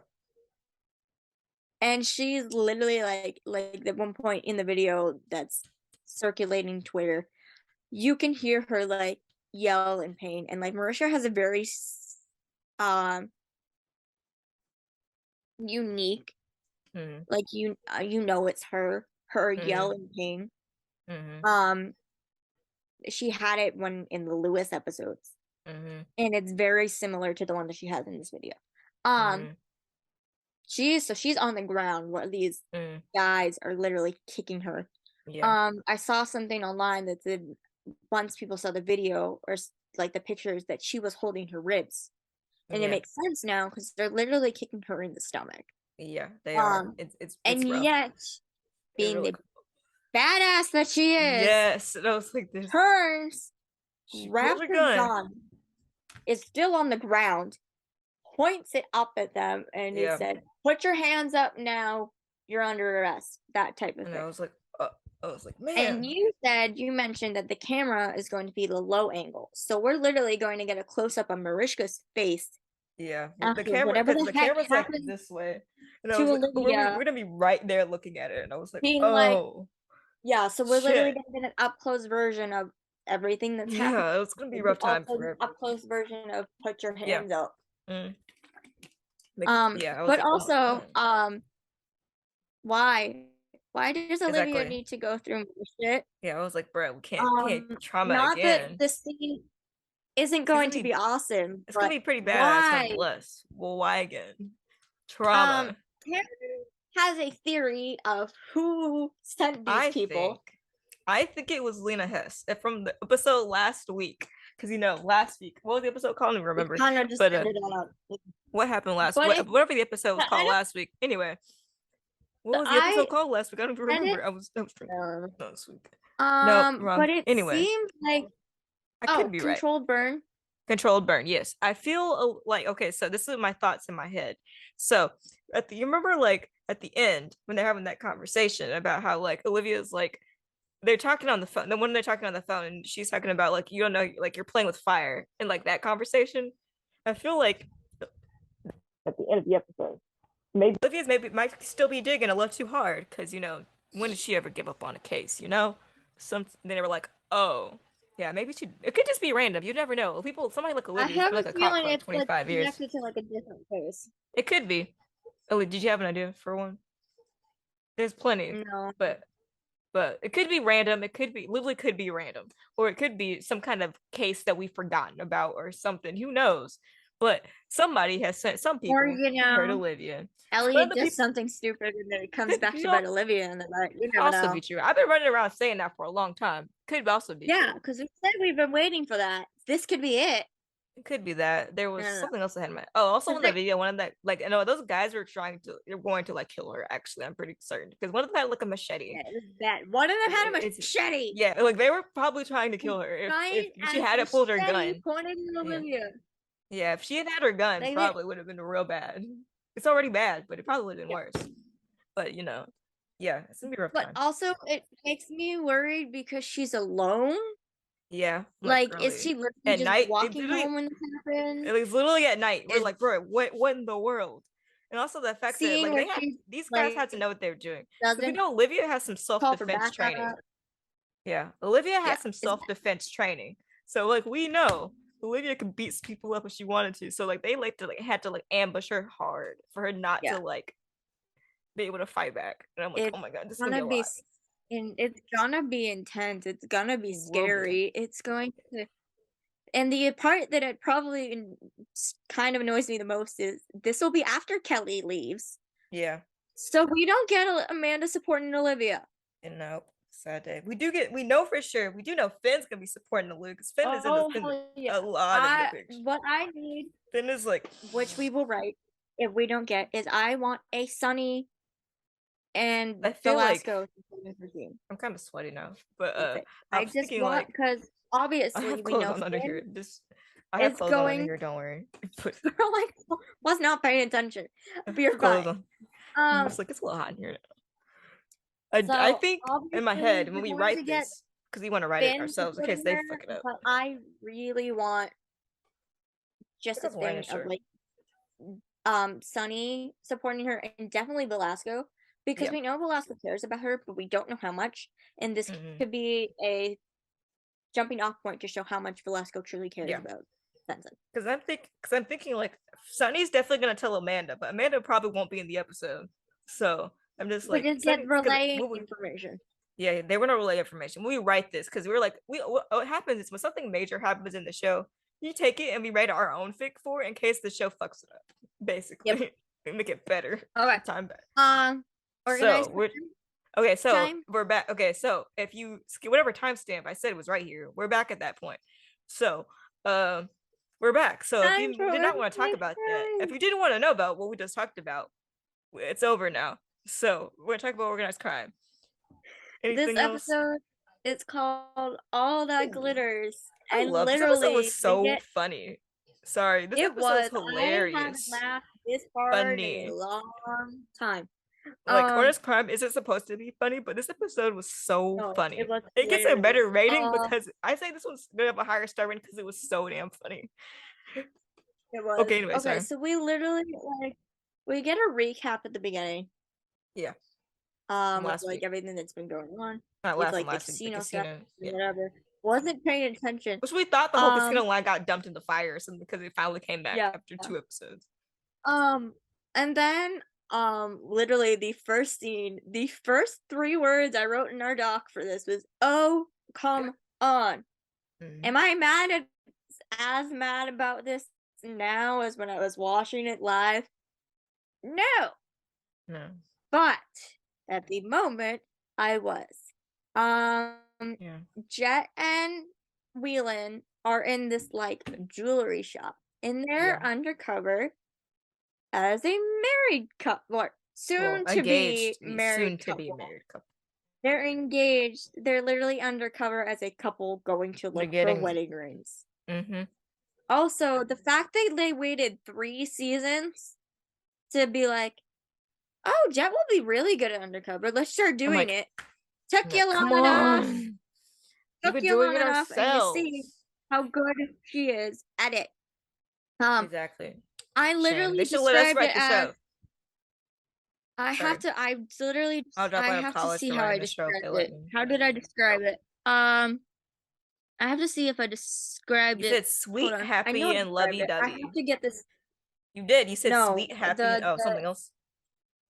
Yes, something else. Hold on. I know exactly where it is to get it. I just have to get it. So I said Jet has a very signature look on her face when she's undercover. Mhm. It's I call it her no one will suspect she's anything but sweet face. Mm. And that is what she had last night. Well, they're literally in the jewelry store because they're walking towards like a case, jewelry Mm. case, and like Whelan like wraps like Jet pulls her jacket over her arms. Whelan wraps his arm around her waist, Mm-hmm. and they're literally walking over to look at the case. Mm-hmm. And they're literally going in this whole like backstory of their characters, and literally Jet's like, I have a pug and I went to a dog park and he was there Yeah, and it's he a have a pug, funny. and I'm like, this is absolutely fucking hysterical. It is. This It's is so that funny. like hearing this from Jet is hilarious, but You also make Jet a cat awesome to me. person. Sorry, Jet's a Yeah, cat person in our head. especially that her being a cat person, but also that like nobody expects anything other than, oh, I just met him at a dog park, yada yada yada. Mm. So then we like get while they're in the jewelry store, we get like a little like flashback to why they're there. Um Mhm. their Yeah. big Or like case right now it's a is very this choppy, guy. like pop back in, pop back to the story kind of moment. I'm like, Yeah, okay, pop in, interesting pop back. choice in So they editing pop there. to the bureau, and Mm-hmm. their case currently is this. I think Russian or Turkish, Mm. possibly. I don't remember.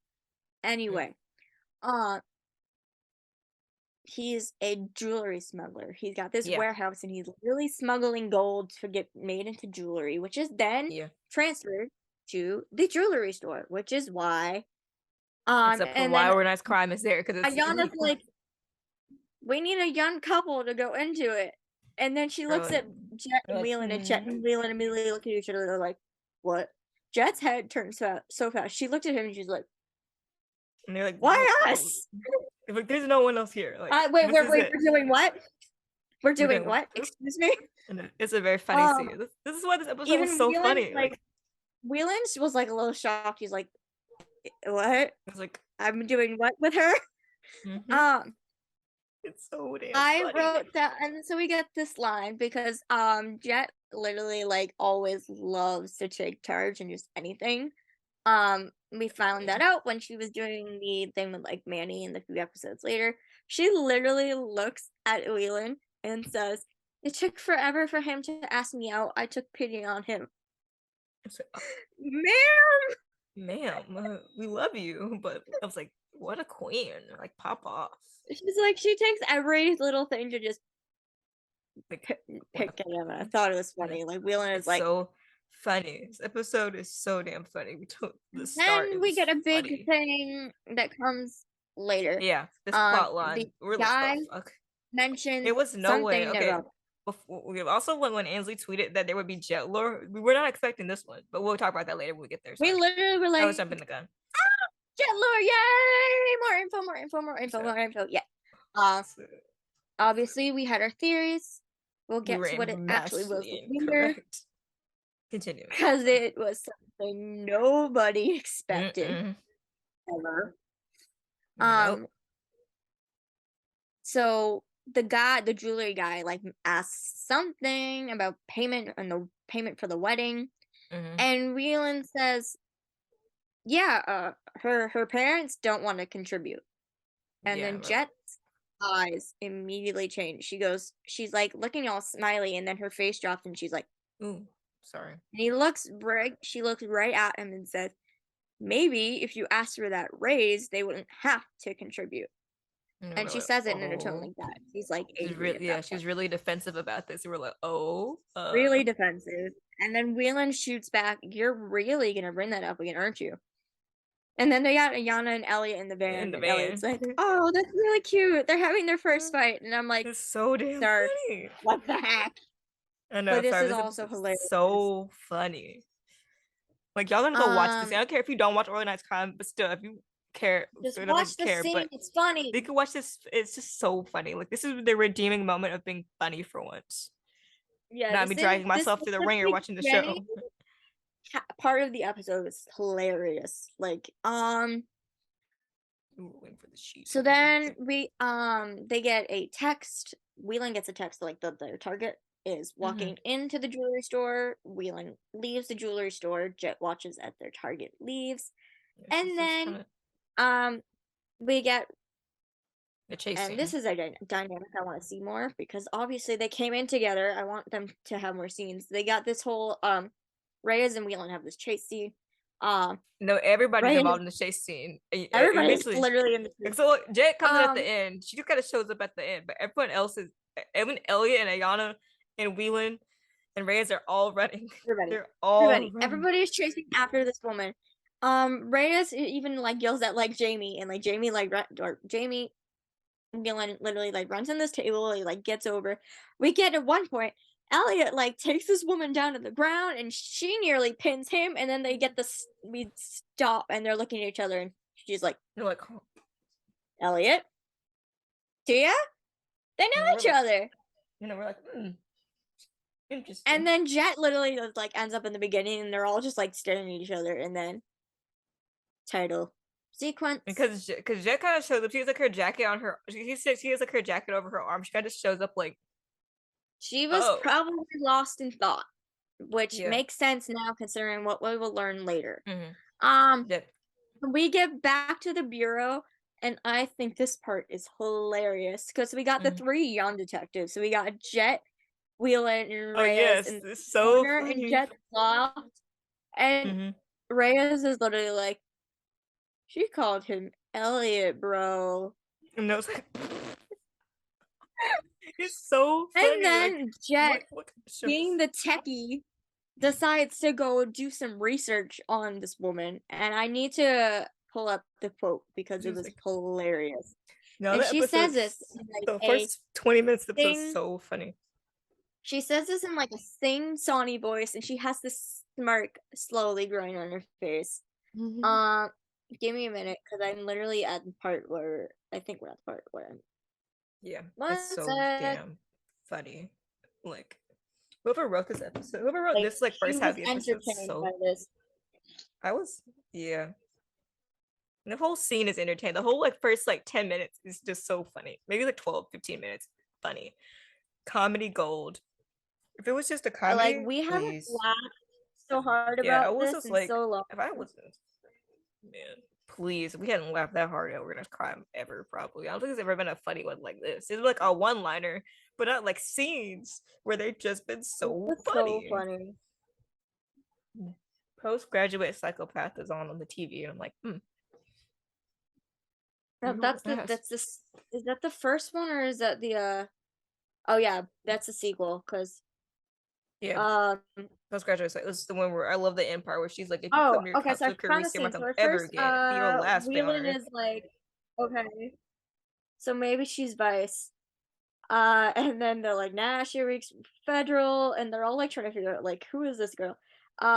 So we find, why did I not fucking know this? So Tia isn't even a real name. It's a nickname. Elliot. Tia is actually Alice George. Oh, this is hilarious. She says, a CPA from Long Island, unmarried and looking for her next adventure. And she's literally saying this in like a sing-songy voice. It's like, bro, I can't. It's so smirking. It was hilarious. Like, so we find out undercover work is also her specialty. Literally, like, it's so funny. The Elliot met her in Italy, and then Ayana has this funny moment because Elliot's literally like got this like slightly daydreamy look on his face. They're kind of talking. He's like, she's like, she says like, what's your relationship with her? Then Elliot makes this like really weird face, like he's like trying to figure out what he's trying to say. And she's like, I've never seen that face before, and I was like. I was like, that's hilarious. He's trying to. She's like, I've never seen that face before, and Elliot's like, what do you mean? We're like, oh. Good so we literally just get more information about her, and then like how she is also going after the jewelry dude, the gold dude, whatever. I'm talking about like an interrogation or whatever. Yeah, it's so damn funny. Elliot says, if you behave yourself, maybe you can tag along. Because Tia shows up, and then I was like, bruh, I can't with this man. This is hilarious. She's like, I want to and then go. as No, this is another this thing. This is not the part where they're driving. That's later. The driving one is funny too. Yeah, so this is I another think that's thing. later. I think that's later. Elliot is leaving Ayana's office, and he walks right up to Whelan and puts like his hand on his chest, and he's like, "I do hope you and Jet make up." Yeah, I was like, I'm sorry, that was so funny. Like, Oh, Elliot annoys the crap out of me, but that was hilarious. it was. We're like, sorry, we have a Um, love hate relationship, but mostly hate relationship with Elliot Stabler. But like, this episode was so damn funny. I'll have to forgive him for now. Yeah. For now. For now. So Next then week, this is probably the not. driving thing. But this is only it for now. Kind of. So we find I forget where he said it. So find out that Tia thinks Elliot is entertaining. No, because they're interrogating that. They come back and they're interrogating that guy, and she's like, "That's what they're going to go do." And then they're in it because she's like, "Can I come in?" He's like, "No, you can hold my gun though. You can." He's like, "No, but hold this." So he puts the gun in her hand, like his gun in her hand. He goes in there, and she's like, "You are pretty entertaining," or something she says, and I was like, it's hmm. So then we get a transition to the warehouse, and we find out that these guys have young women making their jewelry in their warehouse, and today they got no bathroom breaks. Yeah. Later we on, they say find they out don't that eat or have bathroom breaks, so it's real bad. yeah, it's bad. Human trafficking to the extreme. Basically, is what they're doing with the jewelry. We find out that like this guy, like the guy that's running their operation in this warehouse, but not the boss, has been skimming. And the boss is like, if you wanted more gold, all you have to do was ask. And he's like, can I have more gold, please? And the guy's like, sure. And then they go take him and kill him with whatever. I don't know exactly what they do. I think he got shot in the face. Screaming, it was bad. Because it's like in the background. Like they put that like scene like because the focus is like the inside of the warehouse. They're like outside one of the guys garage. like with a chokehold around his neck, and he's screaming, and he's dead. Bloody murder. Yeah, Unintended. And then the guy, then like the lead guy, goes over to this girl. We find out her name is Joy, and she's like, "Thank you," basically, because I think she's the one who like gave him the information that the guy is skimming. Obviously, not great. Then we get a transition to like the morning, and Elliot's literally just making coffee in his house. And Tia calls, and she's like, "Oh, I have this file for you." And Elliot's like, okay, yeah, you can, once you get it, you can come over to my house. Well, there's a knock she's on the already door. there. And she's already there and immediately hands him the file. And then they have this whole conversation about like how bad this guy is, and apparently he's killed like a wife and 2 kids, etc. And they have a talk about Italy and Kathy and Elliot's life right now. We find out that Bernie is on a month-long tour, and she's staying with Korean kids, which makes me kind of concerned. I was confused. Was that? I thought he said with his kids. I thought he said with his kids, but maybe I don't know. I was confused. It was a little confusing. I will find out. Hold on. I thought he said with his kids. That like because I don't think his kids live in New York anymore. Pause. Yeah, I'm pretty sure he said with his kids. If it's with his kids, then I'm no longer concerned. And his kids live. They live in a different state. I think they live in They don't live in. I think Kathleen. Someone lives in Maine. I feel like they said that. And maybe it's Kathleen who lives in Maine. Somebody does. I think that's what he said. Yeah. I'm gonna find out what this is. Yeah, I think he's put this.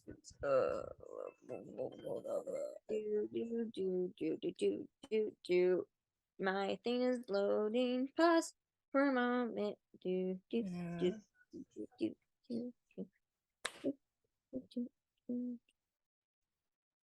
Because I need to know now. Because if it actually is with his kids, then my concern is no longer valid. I'm pretty sure he said with his kids. I watched the TV caption. That's why I'm pretty positive on that.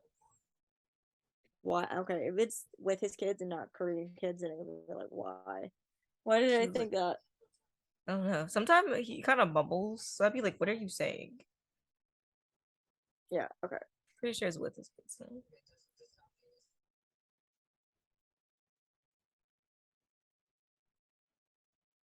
Mm. One sec. Yep. It's coming.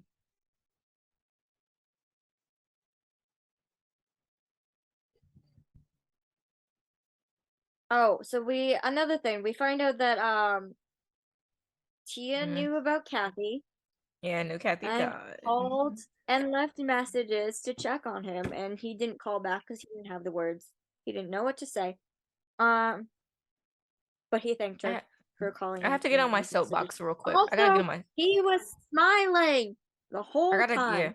Yeah. And she they was like, they're going to do. They were going to do the sheet tango, but they didn't do the sheet tango this time. You two were special. She says, you're special. And I was like, oh my God. I said they're going to do the sheet tango. No, they didn't do the sheet tango. Not this time. Next week, they'll probably do the sheet tango. But I was going to say, I was going to get in my little soapbox real quick because I had something to say about that. Shit is gone. Oh, it was, Elliot there was like people, the EOs always be like, Elliot did not talk to Olivia. Elliot's been terrible with words with everyone.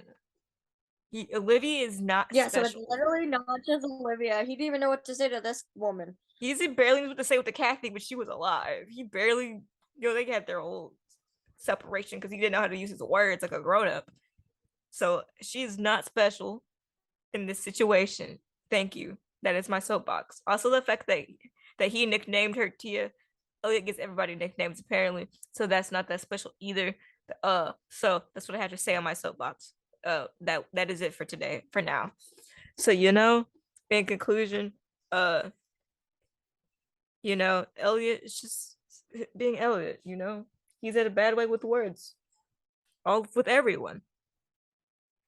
But yeah, he says. She's like she fights with him the whole time, and I'm right. okay So I couldn't find a quote yet, but we found out that the guy's name is Abramov. Tia had him. She got one of his associates to testify, but before she could get him to testify, he killed the man's wife and 2 children. And then she's like, I'm not leaving. I got 48 hours to catch this man. I'm not leaving without him.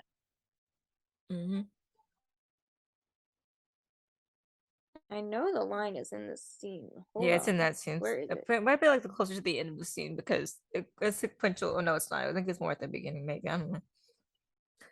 Yeah, because it's a different scene after this. That's why I'm not trying to jump ahead until we get there. But yeah, I know. Yeah. Once again, I said it. Not to load. Hold on. We're like, Elliot has a stupid little grin on his face looking at Tia. So I mean, it's okay. Yeah, literally. Guys, he has a stupid little grin looking at another woman. Yeah. My other soapbox is, I say this all the time. EOs, I don't care what they have to say about this show because if you're the people writing reviews on our podcast, I hope you step on a Lego. But unless you're a good one and you're nice to us, then you can stay. No, but I was gonna say, EOs always be like they want Olivia to go through trauma for Elliot to save her. But we're like, bro. But then you also say at the same time you don't want Olivia to go through trauma unless Alita's there to save her. I'm like, bro, like, come on, make it make sense. Because we talked about this. If you skip the part of the episode we just talked about a thing that occurred, they're like Elliot needs to be there to save her, or they need him to get revenge. I'm like, bro, watch him not be there at all, because that's how it is. Because that's how it's always been. Like, make it make sense, y'all. Sorry, that's all I had to say about that. Anyway, still loading. On. Come on, internet, do better. Like, we love Peacock. Do better. Your ads are too ads. Yeah, like, come on, your ads take too long. Taking too long. We Oh, just I want to got talk it. about this.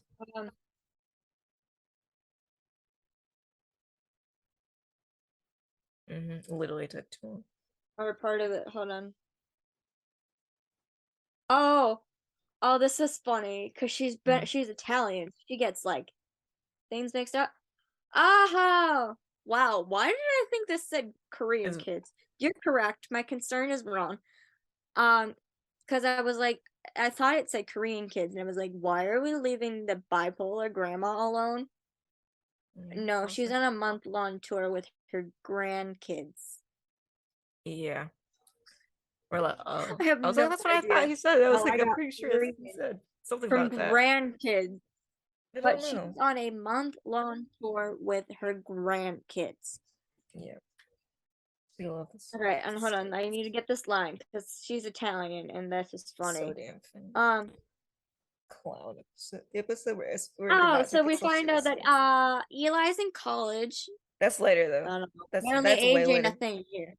That's way later, but in the episode, No, but because I'm watching the scene right now, and she said that I thought it was later. college. Because I feel like we didn't note it until where I think we noted it later. But because he's like, I have an empty nest. Yeah. And we're like, what do you mean? Eli was just here. And she's like, she calls him a lonely bird. So she's Italian. She calls him a lonely bird, and Elliot's like, what? Oh, an empty nester. Yes, I'm an empty nester. Yeah. It's funny that she's literally getting like sayings mixed up, and Elliot's Yeah. like, oh, that's hilarious. He's like, what did you say? Oh, it all makes sense. Oh, it's so damn funny. Sorry, this episode was a clown. This episode was not supposed to be serious at all. Like, it was a mess, but it was hysterical. Okay, now we can finally get back on track. Now that I said, okay, so no, we were it at was yeah, great. you needed to know.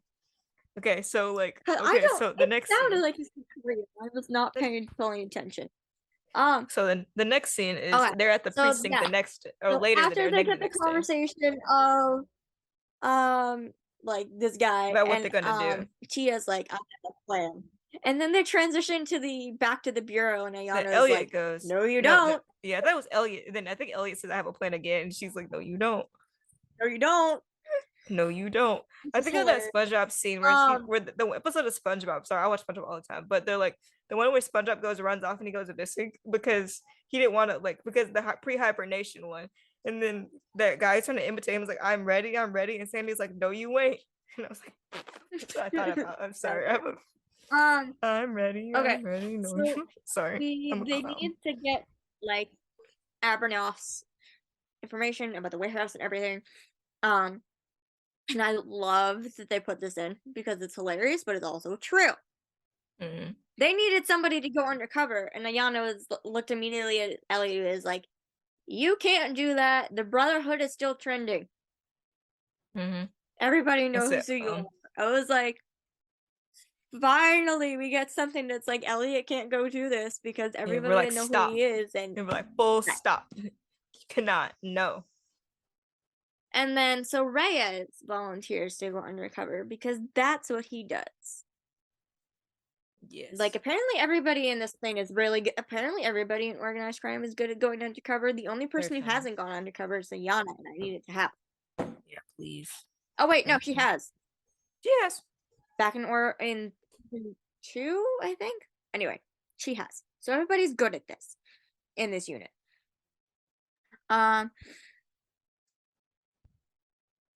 So Reyes volunteers to go undercover.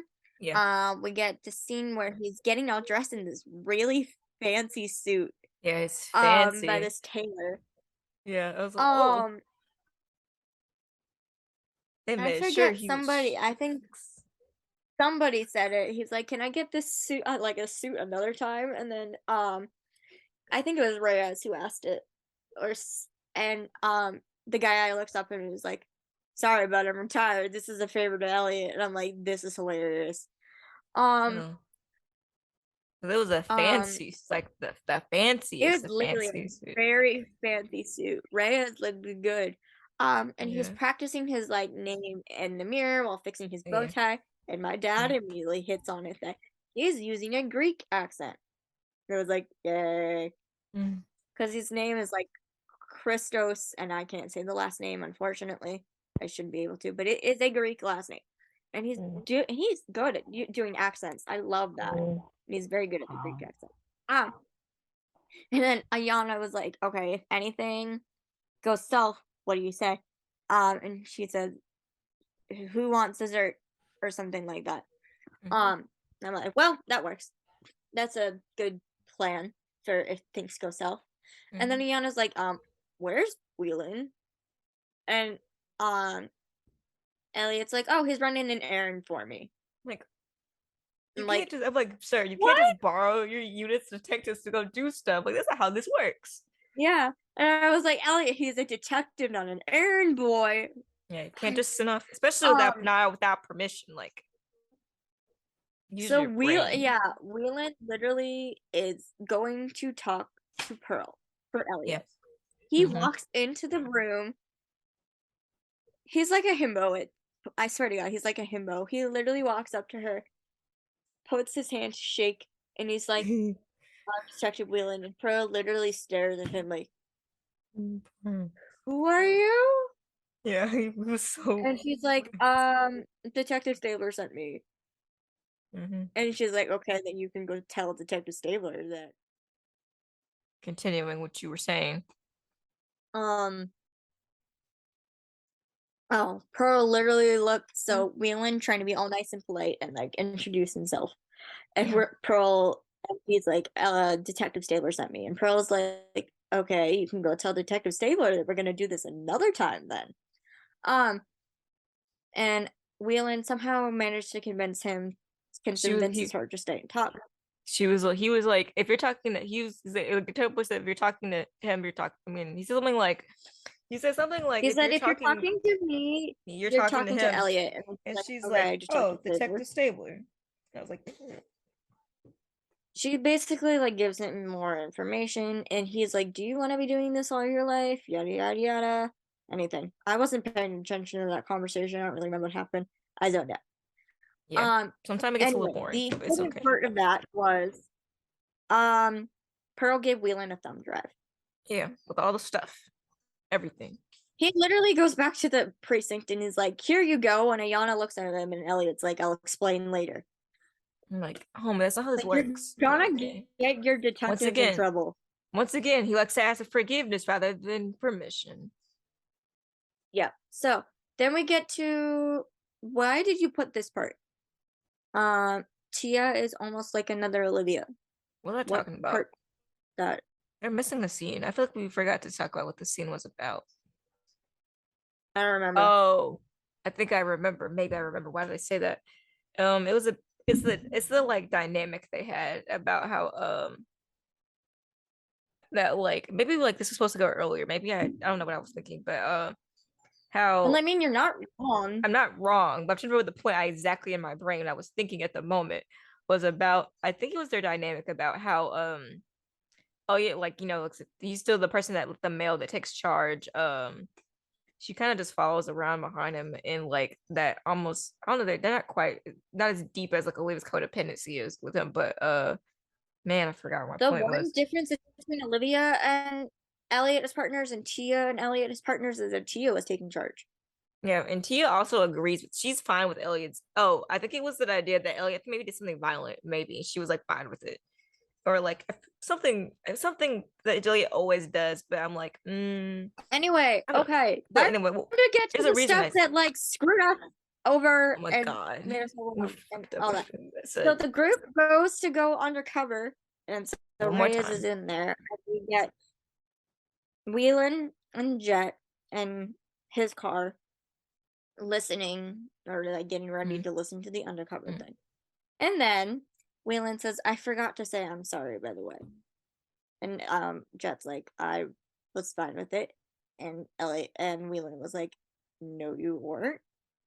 And then this is where they get the Jet lore that nobody was expecting. I will say after this scene, Ainsley literally tweeted out, hee hee, knowing we were all freaking the frick out. I was like, because oh that's what they do. Literally, I go. What do I do with this? Really, what do I do with this? And I was like, I don't know. Yeah, I was like, what the hell do we do with this? I said, I don't know. There have been there have been theories going back and forth about Jet's family, Yeah. whether or not she had a family, whether or Mhm. not she was in foster care, whether or not she was an orphan, whether anything. Well, we find out that she does in fact have parents, because she says, my parents didn't pay for my wedding. And you were like, huh? Which Then I was already like shaking and freaking. I was like, what? And Whelan is like, you're married? Imagine like literally imagine that. I will admit I got excited for a moment we did, because and she then it was said like, you're what? married, and I was like, oh my god, did she marry Malachi? No, Friend. no, that is not where they went, unfortunately. We'll get Oh. more on that later. My parents didn't pay for my. She says my parents didn't pay for my wedding. Just struck a nerve. That's all. She says Mhm. that she got married at 20. Huge mistake. And that my dad still won't talk to me. I was like, Um, oh. what the hell? And then we're like, There's so many things we have to say about this. To put this into perspective, Terryn is 20. yeah. I feel like me getting married. I So feel like, what? Jet got married at her age, Yeah. and now is at my age is no longer married. And we're like, I know people who got married straight out of high school, but that's like an Alabama thing to do. I was like, Sorry, what? that was a joke. Oh, it's time for a joke. Like literally, But you're just gonna say she got married and not leave anything of it. Like, why no, did we're she just get like, married? Why so young? Why yeah. did it What was the end in story behind it? And divorce? did it end? Did it ended some sort of way? And we were like, Also, why did her parents not pay for it? And why does her obviously, dad no longer talk to her? I mean, obviously they either Also, disapproved does so her mom badly. talk to her? No, they obviously must have disapproved for some reason. Maybe, who knows? But obviously, it was so bad they decided they didn't talk to her anymore. We're just like, oh, So great. literally, I was like, whoever Jet's dad is, we need to fucking talk because Talk for you. How dare how you? fucking dare you We're like, abandon Jet? this sweet angel of a person. How How dare? dare you? And then I was looking back at And a then scene later we took it today. off and ran with it and fixed it. It made it better. Yeah, we literally took this and we're like, okay, we're going with it. So Gotta there's go a fix scene it. back in season 2 where she's talking to Malachi and she's like, I'm sorry for being weird. It's the one where, well, I'm it's the sorry time when she, that I was blowing you off. And I was like, yeah. Yeah, it's the no one where she gets in wonder the why she's shoes. insecure in relationships now. She was married and it didn't end well. Some kind of way. And she doesn't have her father speaking to her anymore. Yeah, it looks like where she gets Malachi the shoes at the end, and she doesn't want to, because some kind of way they had like a little argument, not an argument per se, and then she's like, "I'm sorry, I hope you don't think I'm weird," and she puts the shoes on and leaves, Yeah. and then So, gets that's you, sir, I know we haven't met you in person or in canon yet, and probably no, we might not. But probably never you, will, sir, because the show doesn't care that much. There are some plot you're lines, and they're like, lost. Your daughter is a badass detective in the NYPD, yeah, and which makes me you wonder how have Jet became chosen a, yeah, we're like, how still did not Jet, to we're speak like, with her. then we gotta wonder how Also, Jet became a cop and all this yeah, stuff, and then also, maybe how bad did it have to be that her dad hasn't spoken to her for 4 years? yeah, at least 4 years. Like, Yeah, just let that sink in. yeah, 4 years. yeah. She's In my been on head, her own yeah, for 4 years. Because in the pilot, she's in her own place in the yeah, basement doing work. 4 years. yeah. My thought in my head canon is that whoever this person Jet was married to was not a good person. They were rather probably abusive in some sort of And I verbally or absolutely some love this sort. headcanon of yours. So And I maybe love she left that person because she didn't say the gender of this person, but I think she does, like, because like the episode talks about in the one where they have to the end of the Richard Wheeler, the last episode of Richard Wheeler, where they talk about the BDSM club and how she happens to know about this BDSM club, And I was thinking maybe she does that because obviously she must know something about it. She does it because it's sexually liberating to her from whatever And bad relationship this was, and I think that makes sense. absolutely agree. But it would also make sense if like the marriage is bad and turned bad, possibly abusive. It would make sense for why she's so closed off Yeah, she don't trust with anybody. people. The first person she ever finally opened up to romantically again was Malachi. Mhm. Also, And they pretend like he yes, doesn't you know exist for the some reason, actor is currently in Japan, but or like why? did not mention him. Why Like have they you could, not mentioned him at all? You got like, your come on. character kissing him. Your character asking Jet to go on a date. Their last Yo. scene didn't show any sign of a breakup or anything. Yeah, they Literally, held their last scene hands. was It was real Elliot cute. ceremony and they're holding hands. Like, answer Um, my questions. Like, please, I need to know. so that's another thing why I was like said that the scene at the beginning didn't anger me as much now as it did in Yeah, the beginning because yeah. You there's had the a context. It made sense. bunch of talk that they're going to have Jet and Wheelan together.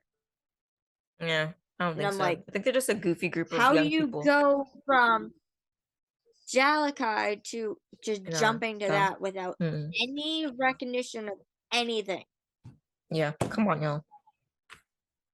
And No, honestly, Jalakai owns my heart, I and I will don't. stay on the hill until I die. Yeah, Unless they prove for Jalakai some owns reason my that it heart. doesn't. I What are don't they doing? Oh, looking at the news. hate Okay. the Jet and Wheelan dynamic, No, they're fun but people, like fun coworkers.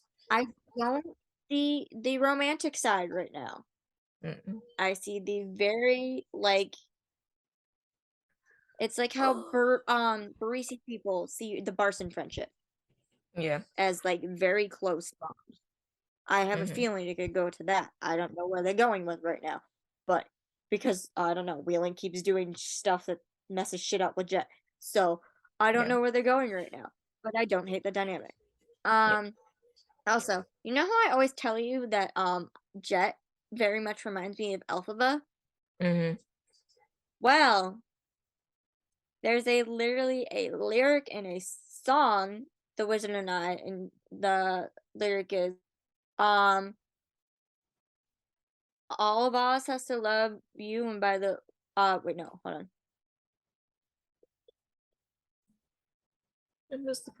No father is not proud of you, no sister acts ashamed. Literally the whole beginning of the show is Elphaba is getting ridiculed by her dad, and I'm just like, give me more connections to give to my favorite character, to my other favorite character. Also, all these songs that I listened to today that I loved that now hit differently, knowing that that Jet's father no longer talks to her. Yeah. Like, Really. it makes me really sad. I Like, know, sad. I was like, oh, here's the scene. Sorry, postgraduate psychopath is on. It's about to be the obviously, pencil stabbing scene. Oh boy.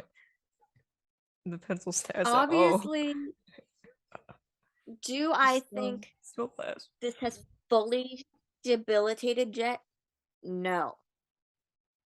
Do I Yeah. still feel bad that her father doesn't talk to her? Yes.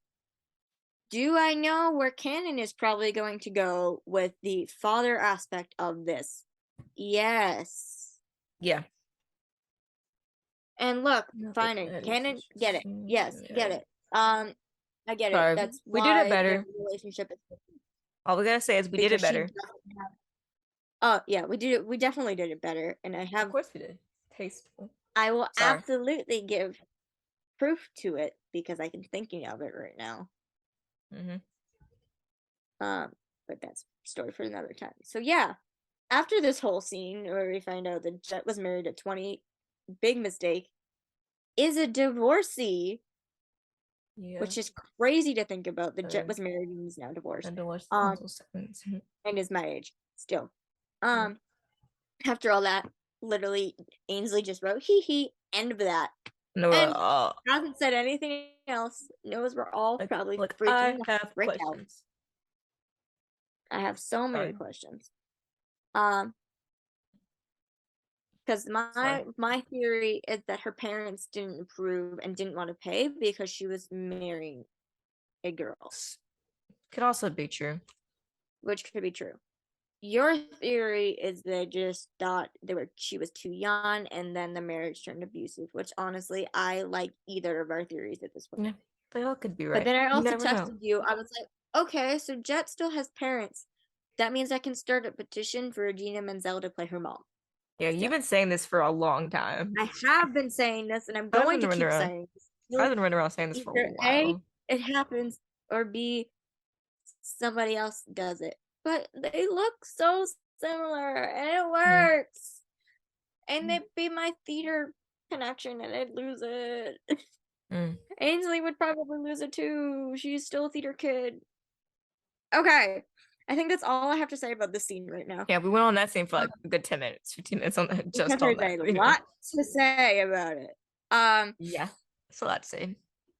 And then at the end of the scene, Jet is like looking at Whelan at the end to see if he's gonna say anything, and they're like, we should probably like actually listen now. And they put their things in. She looks at him, he doesn't say anything else, end of the scene.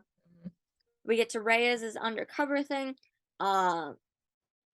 I don't really was not paying attention to the information that was being said because they just got that crap ton of information. Whelan, not really. I love that scene. Reyes is like looking at like this. The girl is Joy that was from the warehouse earlier is the server in this place. Reyes sees that her hand is tinted green. Yeah. To which we find out that gold, if you work with gold and have an iron deficiency, it will stain your hands green. And it's funny because, well, it wasn't funny, but like, it shows like how different like cops are to just like, you know, perps.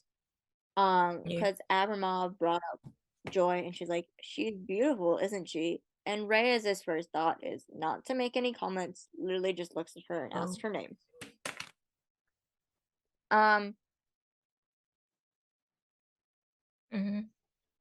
Okay, so we get more information about that. Reyes goes in the van and is like, I need to go talk to Joy. That's how we're gonna get information.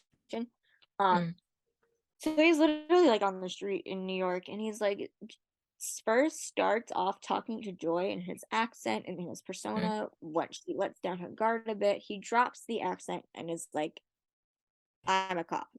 And Jet comes out and Jet also comes out and says she's a cop. She gets out the van and talks to him also. Not yet though. He's like, I'm a cop, I want to help you. And she's like, I have a daughter back home. I would help you, but I can't. I have a daughter back home.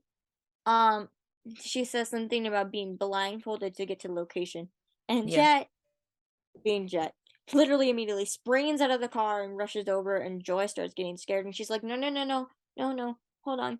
I like how Jet kind of calmed her down a bit. That was cool. Yeah. She's like, no, I think I can help you. So Jet, being techie or whatever,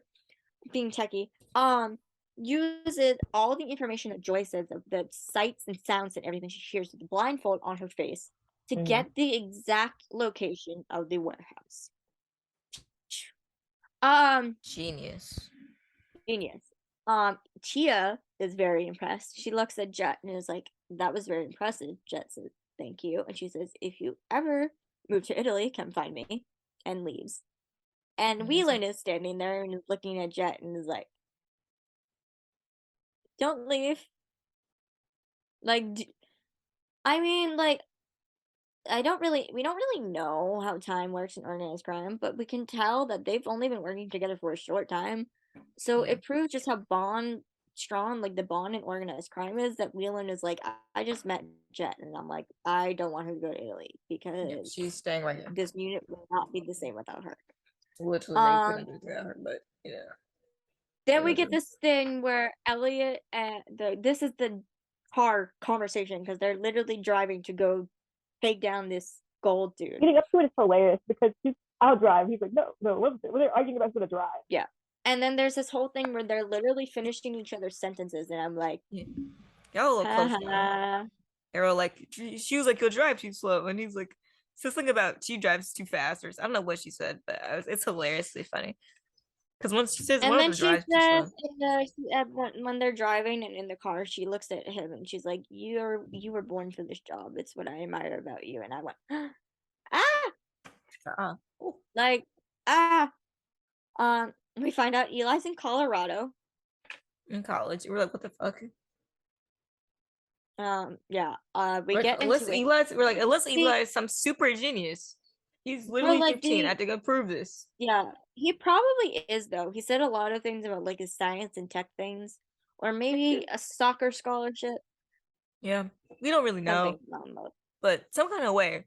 We know that's kind That's of what not the we're going with. plot lines or time periods, unless they're forced to be. Um, Because the only time they are is when they're forced to be, because they're with SVU and SVU has time cards, so they're kind of forced to be with like a regular time period. But you never know. So yeah, that was a weird plot line that we don't understand to this day, but it's okay. Continuing on. This episode was so damn funny. I guess you're texting, maybe me, but no, I was looking at something. Okay. Anyway, then for like the second or third week in a row, the squad gets into another shootout literally because again. apparently that's just what we do now, and everybody's going to possibly get hurt. Because like we see like the guys like putting this gold on a plane to go somewhere else. Yeah. Abramov is about to get on the plane with the gold and leave. Go. Then they see the cops and they're all like, "Oh crap, get the gun." Literally like, "Get the guns." They're literally yelling it. Elliot is about to get shot, but Tia sees the guy literally about to pull his gun out and kills the guy, so Elliot can get on the plane to get the perp. Ayana also gets the perp. Ayana is there. They arrest the guy. They find all these women and girls kept in dark, dirty warehouse boxes. Yeah, because originally the first place they went, because I think we had skipped this scene, but the first scene when they go like looking because they find the warehouse, because the part was just talking, the jet finds the warehouse. I think we accidentally skipped that part, but yeah, because they go there and nobody's there, but they find like a skull, like, and within like there's like ashes of gold. Yeah. And if we skip this, accident. I forgot about that. That's what they're like, this is not the place, and then that's where they go on this next adventure. Adventure here. Yeah. Yeah.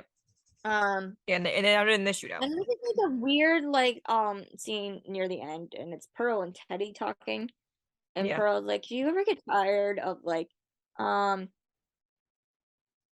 rich and famous life, etc.?" And Teddy's like, "No, of course not." Pearl is trying to get Teddy to leave, be rich and famous, etc. She was like, "We could go to Paris." She says we could go to Paris and like we could start a new life. Go to normal Paris, life, blah, and Teddy's blah. like, "No, like, nah, I'm not doing it. No, I'm good. We're not doing that." Then we find out the casino is close to opening. We get the end scene, and Elliot's literally in a t-shirt just drinking scotch or whatever, and Tia is calling again. He has a picture. The scene, also the part before that's interesting is that he has the picture of Kathy and Kathy in his hands at first, and he has the drink in his hand. I think he has the picture in his other hand. He's like looking at it. Yeah, he's looking at. We haven't talked about Kathy in months, years. We've talked about Kathy in now. A long time. Looking now that Tia shows up again and brings her up. He looks at his photos. Yeah, they're getting into this conversation, and she's like, her favorite thing about like America or whatever, and she says one thing, and Elliot says, "What's the other part?" And she says, "You." And I was like, "Oh my god!" I said, "Oh." And she's like, "I'm at the door. You can let me in." And the end scene is literally, it's a cool shot because we see Elliot sitting on one side of the door and Tia sitting on the other, and Elliot is thinking about letting her in, but then the episode ends, so we don't know if he let her in. We don't know. He didn't. We don't know if they did the sheet tango. Just saying, I've run around telling people that for days. I don't know if we can say that. Oh, we probably can't say that actually. But I got calling it the sheet tango. because you're watching. Actually, I got it from because you're watching this movie in film class in film studies, and I was like, bro, they're doing the sheet tango, and that's why I've been running around saying the sheet tango ever since. Okay. So this promo, Oh Lord, it this was is like something I this is said. what the promo that I said could possibly be like a mid-season finale. Like this is what they're doing now.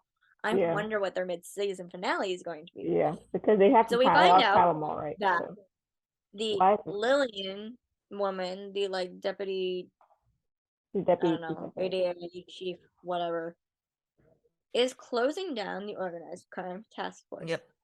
She's like, you served your purpose. To which I Bye. literally wrote in a doc in all caps, "Are you kidding me? No." Well, obviously, we know that this is gonna be fine. Literally says, We know. Lillian says the task force is being closed, and Ayana's like, "What about my detectives?" And she says, Lillian says, "Oh, they're all gonna be reassigned." We're like, And they get like the series of clips of like all the detectives like looking like concerned. yeah. And Yeah, then and we they get like the end started of it. obviously because also I noticed that some of that stuff is packed up. So obviously they kind of this is like a last minute decision to get the minds changed because there's like stuff like boxes around the scene. So like they're packing Oh, up. I'm not gonna be. Oh, I'm They're not gonna gonna be be okay okay. with that. Like, literally, They're Jet packing will up. literally like, haphazardly throw her stuff in boxes and get angry while she's doing it. She'll just be Packing like her up. Yeah, throwing it in the that type of thing. boxes. It says, And oh, we get at the end of the promo, we get a very angry Elliot. But this time, it's not directed at anybody. It's actually just a in very general. justified Yeah, angry, yeah. which is For the once. difference. For once, it's very justified angry. Is like his teeth are gritting. He's angry and he's talking to Yana and he's like, "My heart and soul is in this place." Mm-hmm. And then I thought of this later because I'm like, they're getting reassigned. I was like, you can't tell me Jet wouldn't tie herself to her desk before they tried to reassign her. Cut myself to She's like, I'm not yeah. literally because we saw her getting, but then again, at the big when she heard it the first time, like it was possibly closing, she was getting like defensive, like pretending nothing's going on. But I have a This feeling was like if mentioned it's before. actually true, she will get angry. She will literally be like, "You have to pry me from my desk before you reassign me." No, she's staying because as Because we know, as of Monday, as of whatever last Monday was, whatever last Monday is the 7th, the show was still renewed for January. So we know as of last Monday, the 7th, the show is still renewed for January. So they should be fine. also, That we know. No promises, but fingers crossed. They should be fine. before Jet came to organized crime, she did solo stuff. She wasn't in a police unit anywhere. Oh yeah. Where else would they reassign her? Like Reyes at least came from narcotics, and Whelan came from I think somewhere else, possibly narcotics too. Anyway, he came from somewhere else.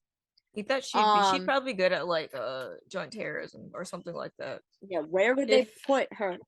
Computer crimes. They put her in computer crimes. Like She would computer be crimes, like joint terrorism or hate crimes would be a good place for Jet, probably. well, I don't want this to happen, but you know how when Olivia went to computer crimes for the day and like It was a couple days. She stayed there a bit, 2 episodes, and then she came back. If they put Jet there, her eyes would be rolling out her head. She'd be the smartest person there. Because other something she'd like, bro, these idiots. I'm just so bam, done. Bored. She'd probably get her work done instantly and be like, okay, what the hell do I do now? Like at these people are least taking too organized long. crime gives her like a challenge. It's good. Also, if I don't get a thing where Jet's like, I don't want to leave you to Iana, I'm gonna cry. Riot, burn anyway, it down to the ground. I'm very curious how this is going to go. I was gonna say something else. I don't remember. Wait. Shoot, it was important too. Go crazy. There's something about when we were talking about computer crimes. Was it something about Jet? I don't know. Shoot, it was important. Oh. Um, No. it will come back to me anyway. Everybody is potentially getting reassigned, and this ain't Yeah, gonna go well. potentially. We know they're gonna be fine, or so we hope. Yeah, Unless they we canceled hope the it'll show and be didn't tell fine. anybody yet. But it will just be interesting to see like how they do that. Because there's like the part where they're talking about it originally, they're like organized crime was made to catch Richard Wheatley. And Richard Wheatley And is you did that dead, already, air so quotes, dead. Lillian says, like, yeah, you did your task. You've been around long enough. So because Richard Wheatley is dead, question mark. Air quotes. We know for sure he's not dead. Like they made it obviously I true. don't know if this was my original point, but there's talk going around, and people are being annoying that knowing that if everybody's getting reassigned in organized crime, they want who to go back where. Yeah. No, not a likable No, thing for us. not happening. No, cannot does not belong there. Literally does not belong there anymore. This But is gonna bug me. It was an important point. Let me see if I wrote this down. I wrote something. yeah, No, but like now we know if the show is canceled. out of me. But like, because what they're gonna, because if that's because obviously, because what was I gonna say? Because we all episode 9s are the winter break, and we're on 7. Well, next week will be 8. So whatever going on, it has to. Unless they do something with the casino. I had a thought, but I lost it once again. Forgot the part of the trailer where Teddy is like maybe bludgeoning Pearl with a bat because the information says Pearl gets mysteriously ill, and then there's like a scene in the trailer where like he's like has like there's like maybe her on the ground we can't see obviously, but he has like specks like splatters of blood on his face and it's like a bloody bat on the ground. They're all because they all show up and they're like yeah, so maybe it's something also that has something to do with that. But I liked Pearl. I thought Pearl was cool. But maybe she'll be dead. We'll find out. That was the other thought I had in my head and my brain. That part is also a big deal in the trailer. So whatever's going on in this show. We're all just like, Like, whoa. there's gotta be like somebody's gonna end up crying next week because like Definitely in tears. I wouldn't want to be Ayana. No, the thing is, Ayana wouldn't want to tell her squad.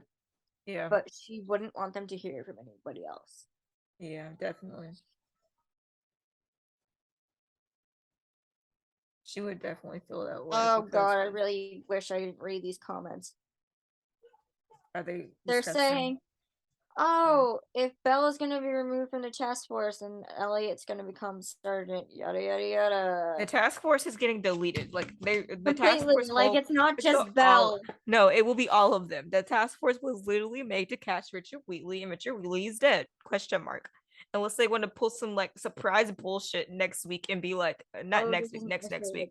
And whenever they put surprise bullshit in episode 9 where he pops out of nowhere, but I don't think they would do that because Dylan's busy on FBI Most Wanted or whatever the FBI is. So I don't think they may do that. But so it's a Dick Wolf show, so it's not that hard to do. Oh, but I read this fun comment on the video because somebody like on the promo they literally put, "Oh my god, Jet was married," and then this person replied, "Yes, Wednesday from the Addams family was indeed married." This person literally just said it as a nickname, but they don't know how correct they are because in high school, Ainsley played Wednesday Addams and went to a national theater competition because of it. So, we're just like, yeah, that reminded me that picture I showed you on Instagram of like Danielle, somebody asking Danielle about the possible musical episode, and she's like, "Oh yeah," she's sitting up here. Like, "Can the whole cast sing?" And she's like, "Absolutely not." I was like, "I still want it." I know, because I know that 2 of you can. And I will pretend like the rest of people can. We do all the time, I know that Danielle can. I know that Ainsley can. I don't know about everybody else though. You pretend like people can sing because we write musicals all the time. Well, I mean, most of the people that we've written songs for can. The only one we don't know about is Olivia. Yeah, Probably. I mean, they always say Marisha can't sing, but you pretend like Olivia can sing. It's okay though. You do whatever you want. It's a fan fiction. Do whatever you want. You make the rules. I'm annoyed that I can't remember my point because it was important. Yeah. This might be Maybe once it- I hear the episode again, I'll probably be remembered about it once I hear yeah. the recording. But Yeah. right now, cannot. This might be the last episode. If we don't record, no, this will be the last episode I record in here until January. So I'll be at my house for the next one. I will be at home for the next one because if we do it on, so we'd Oh, have to do it I remember because I something go home I was Friday going to say. afternoon. I'm gonna do a bit of a shameless self plug if we're Yeah. done with the episode. Oh, Yeah. first, how many stars do we give this episode? Because it's so damn funny. I have to give it 4.5. Yeah, I was gonna say 4.5 just for the humor alone. Yeah, sorry. It would have been a 4, okay. but because it's so damn funny, it has to be 4.5. Sorry. Yeah. Okay. So do we have anything else about the shows before I do my self plug? I think so. Okay. So there is a new movie that is coming out on Apple TV Plus and in select theaters soon. It's called Spirited, and it's based on like the Christmas Carol. It's starring Will Ferrell, Ryan Reynolds, and Octavia Spencer.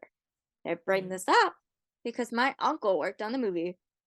So my uncle does special effects and everything in movies, and is now like works at a pretty big movie production company.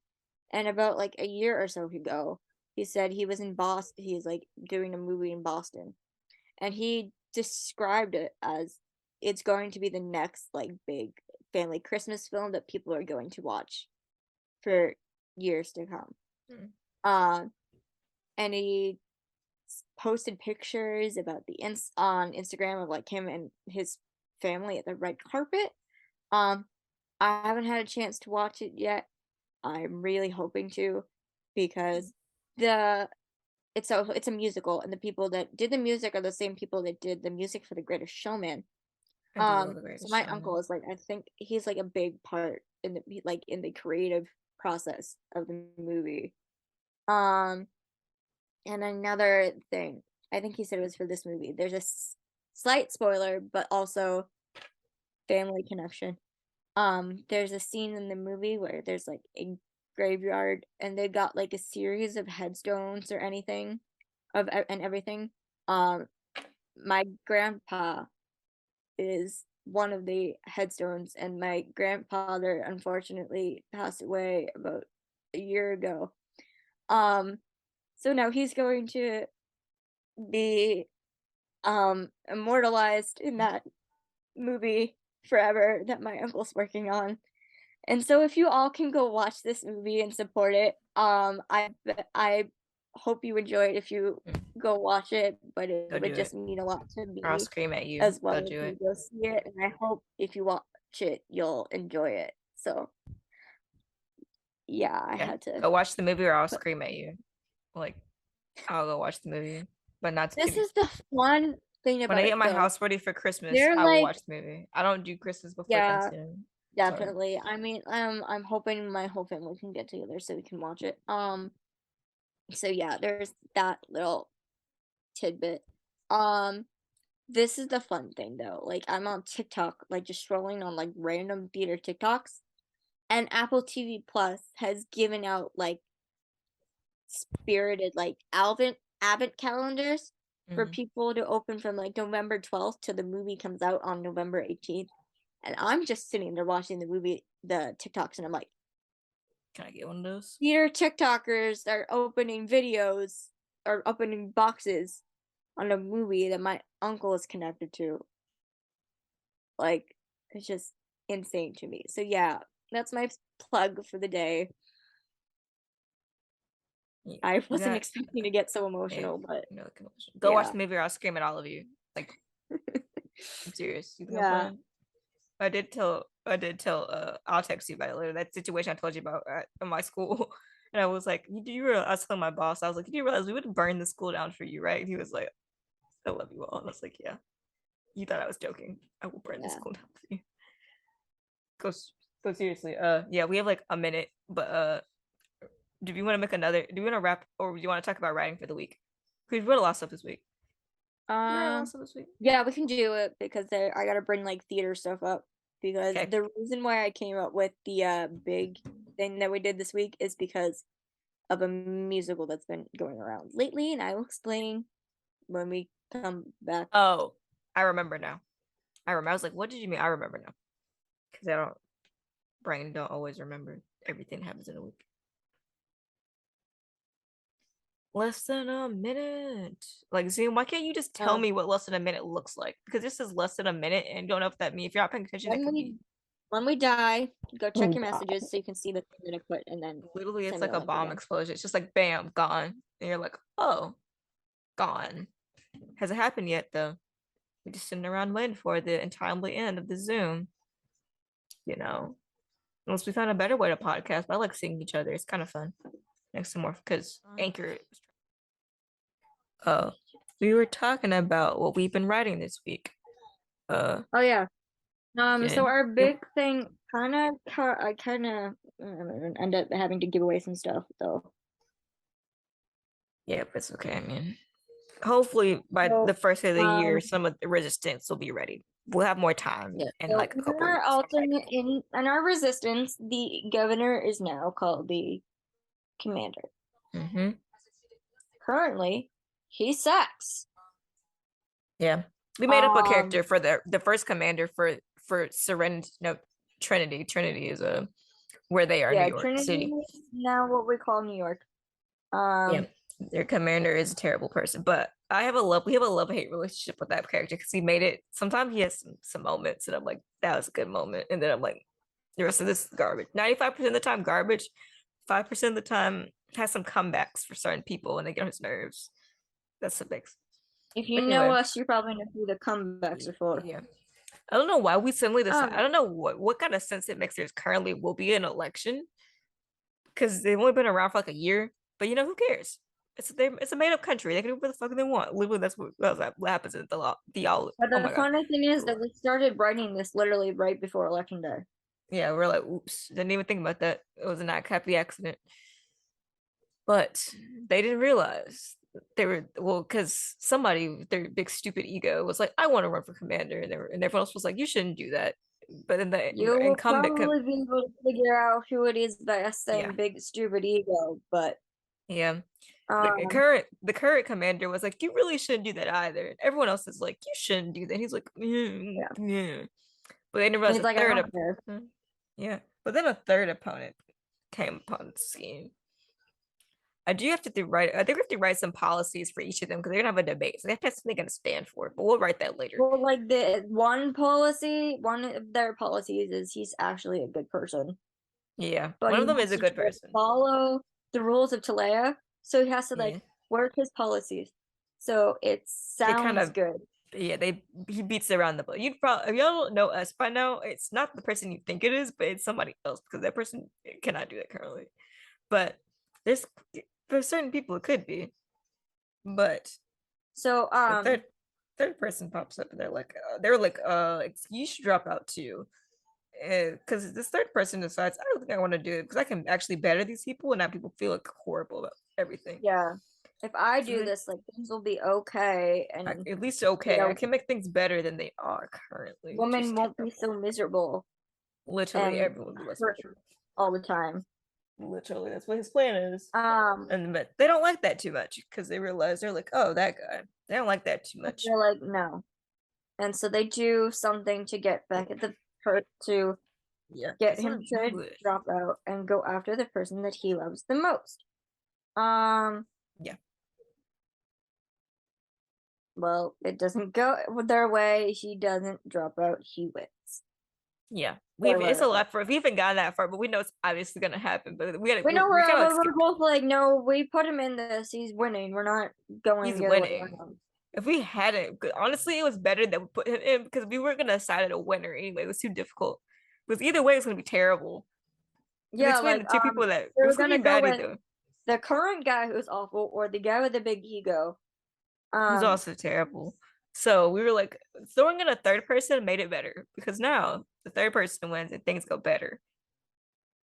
So That So he third part. gets elected. And then I have currently been listening to the musical Parade for the past week and a half. Because there is currently a production happening or like finishing up at the New York City Center. So Parade is a musical by Jason Robert Brown, the guy that wrote Old Nose. Did a concert with. It's based on a true story of, and it's very like prevalent that it's going on right now. It's based on a true story about a gentleman named Leo Frank. And Leo Frank was charged with murder of a 14-year-old girl in 1913, but the whole time he insisted that he did not do it. And it's believed in history that like he really didn't. But like there are a whole bunch of witnesses brought in that basically said he did it because they were anyway. So the big point behind this musical is that Leo Frank is was Jewish. And so basically it led into a whole thing of anti-Semitism. This was in Georgia as well. So it led to a whole thing of like anti-Semitism. After the Confederate War, after the Civil War and the Confederacy. Unfortunately, history does not have a good ending, and while he, like, it's believed in history that he never did it, and he is sentenced, thanks to his wife, his sent, like, so at first, he's found guilty. Not good. His wife then does a whole bunch of work to, at least in the musical, to, like, show the governor, but that, a bunch of people were lying that he didn't do this.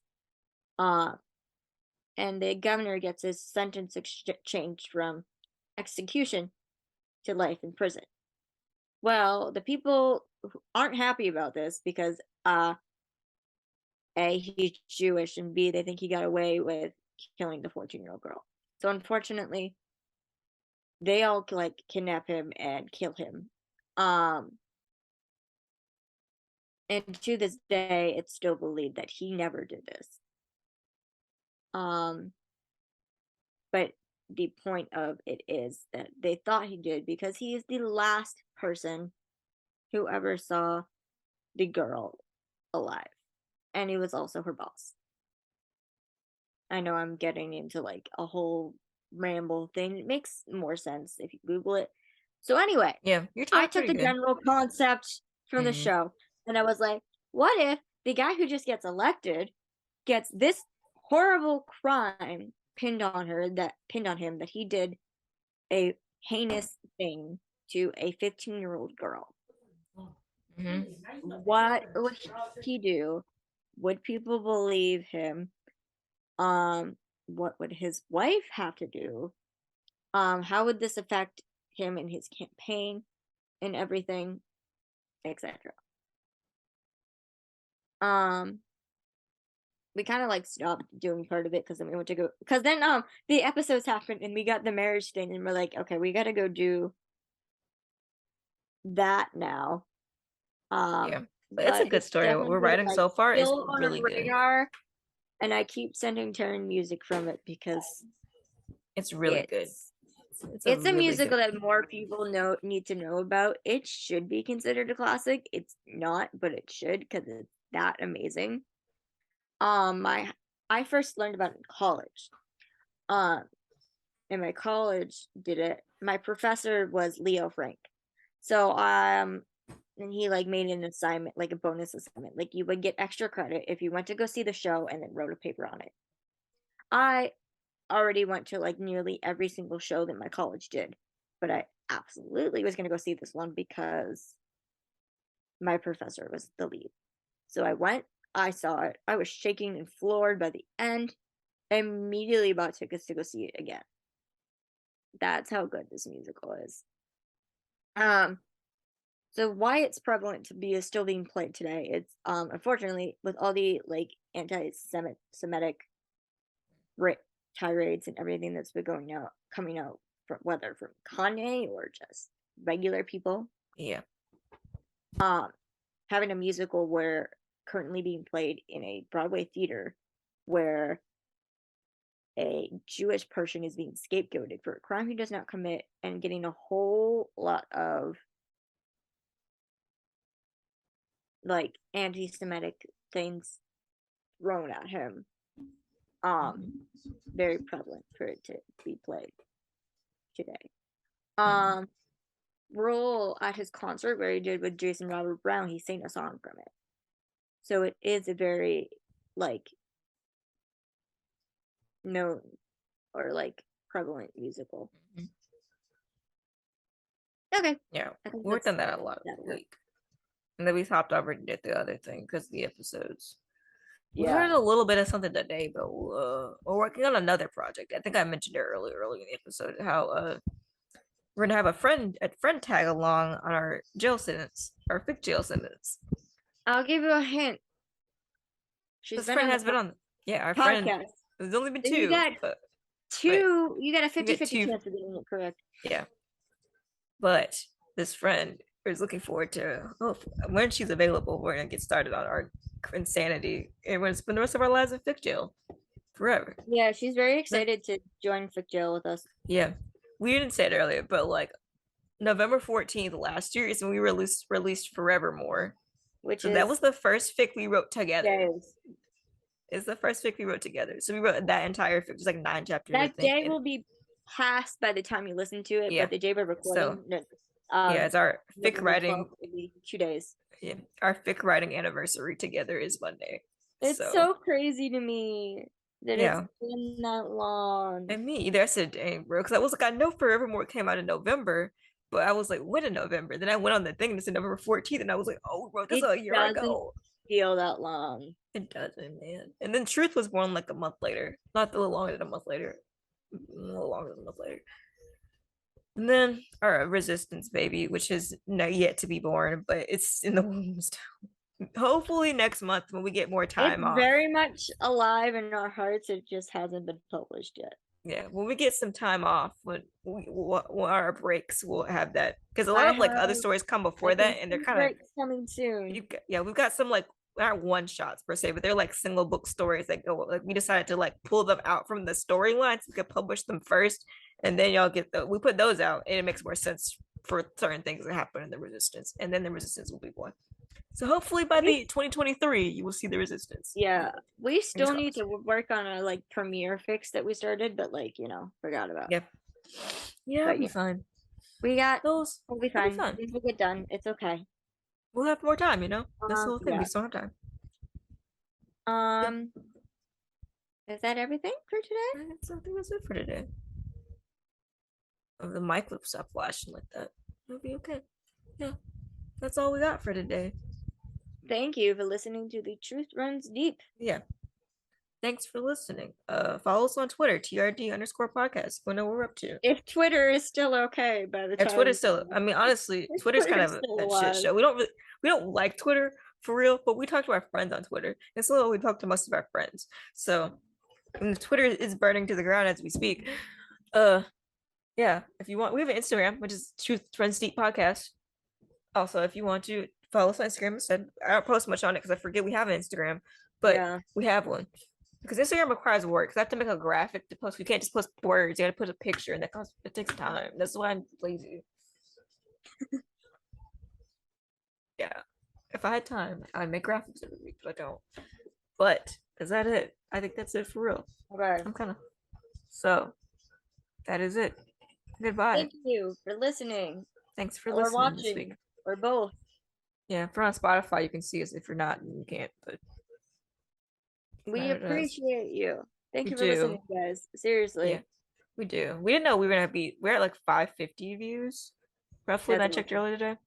That's a lot of views for a podcast. We really just came out of nowhere. We're like, we're doing a podcast. Famous. Casually famous, just a little. No one knows who we are. Really good. You're listening to our show. But still, I think we're quite entertaining, and people have the unpopular opinion, and we're quite entertaining little people. Yeah, Literally I clown like to everything. think we're quietly entertaining. I like that. We are. I feel like we attract the audience we desire. I feel like we do anyway. But Alright. okay, that's enough rambling. It's time to go. I'm gonna eat some food. It's Okay. time to go. All right. Goodbye. Bye bye. Bye.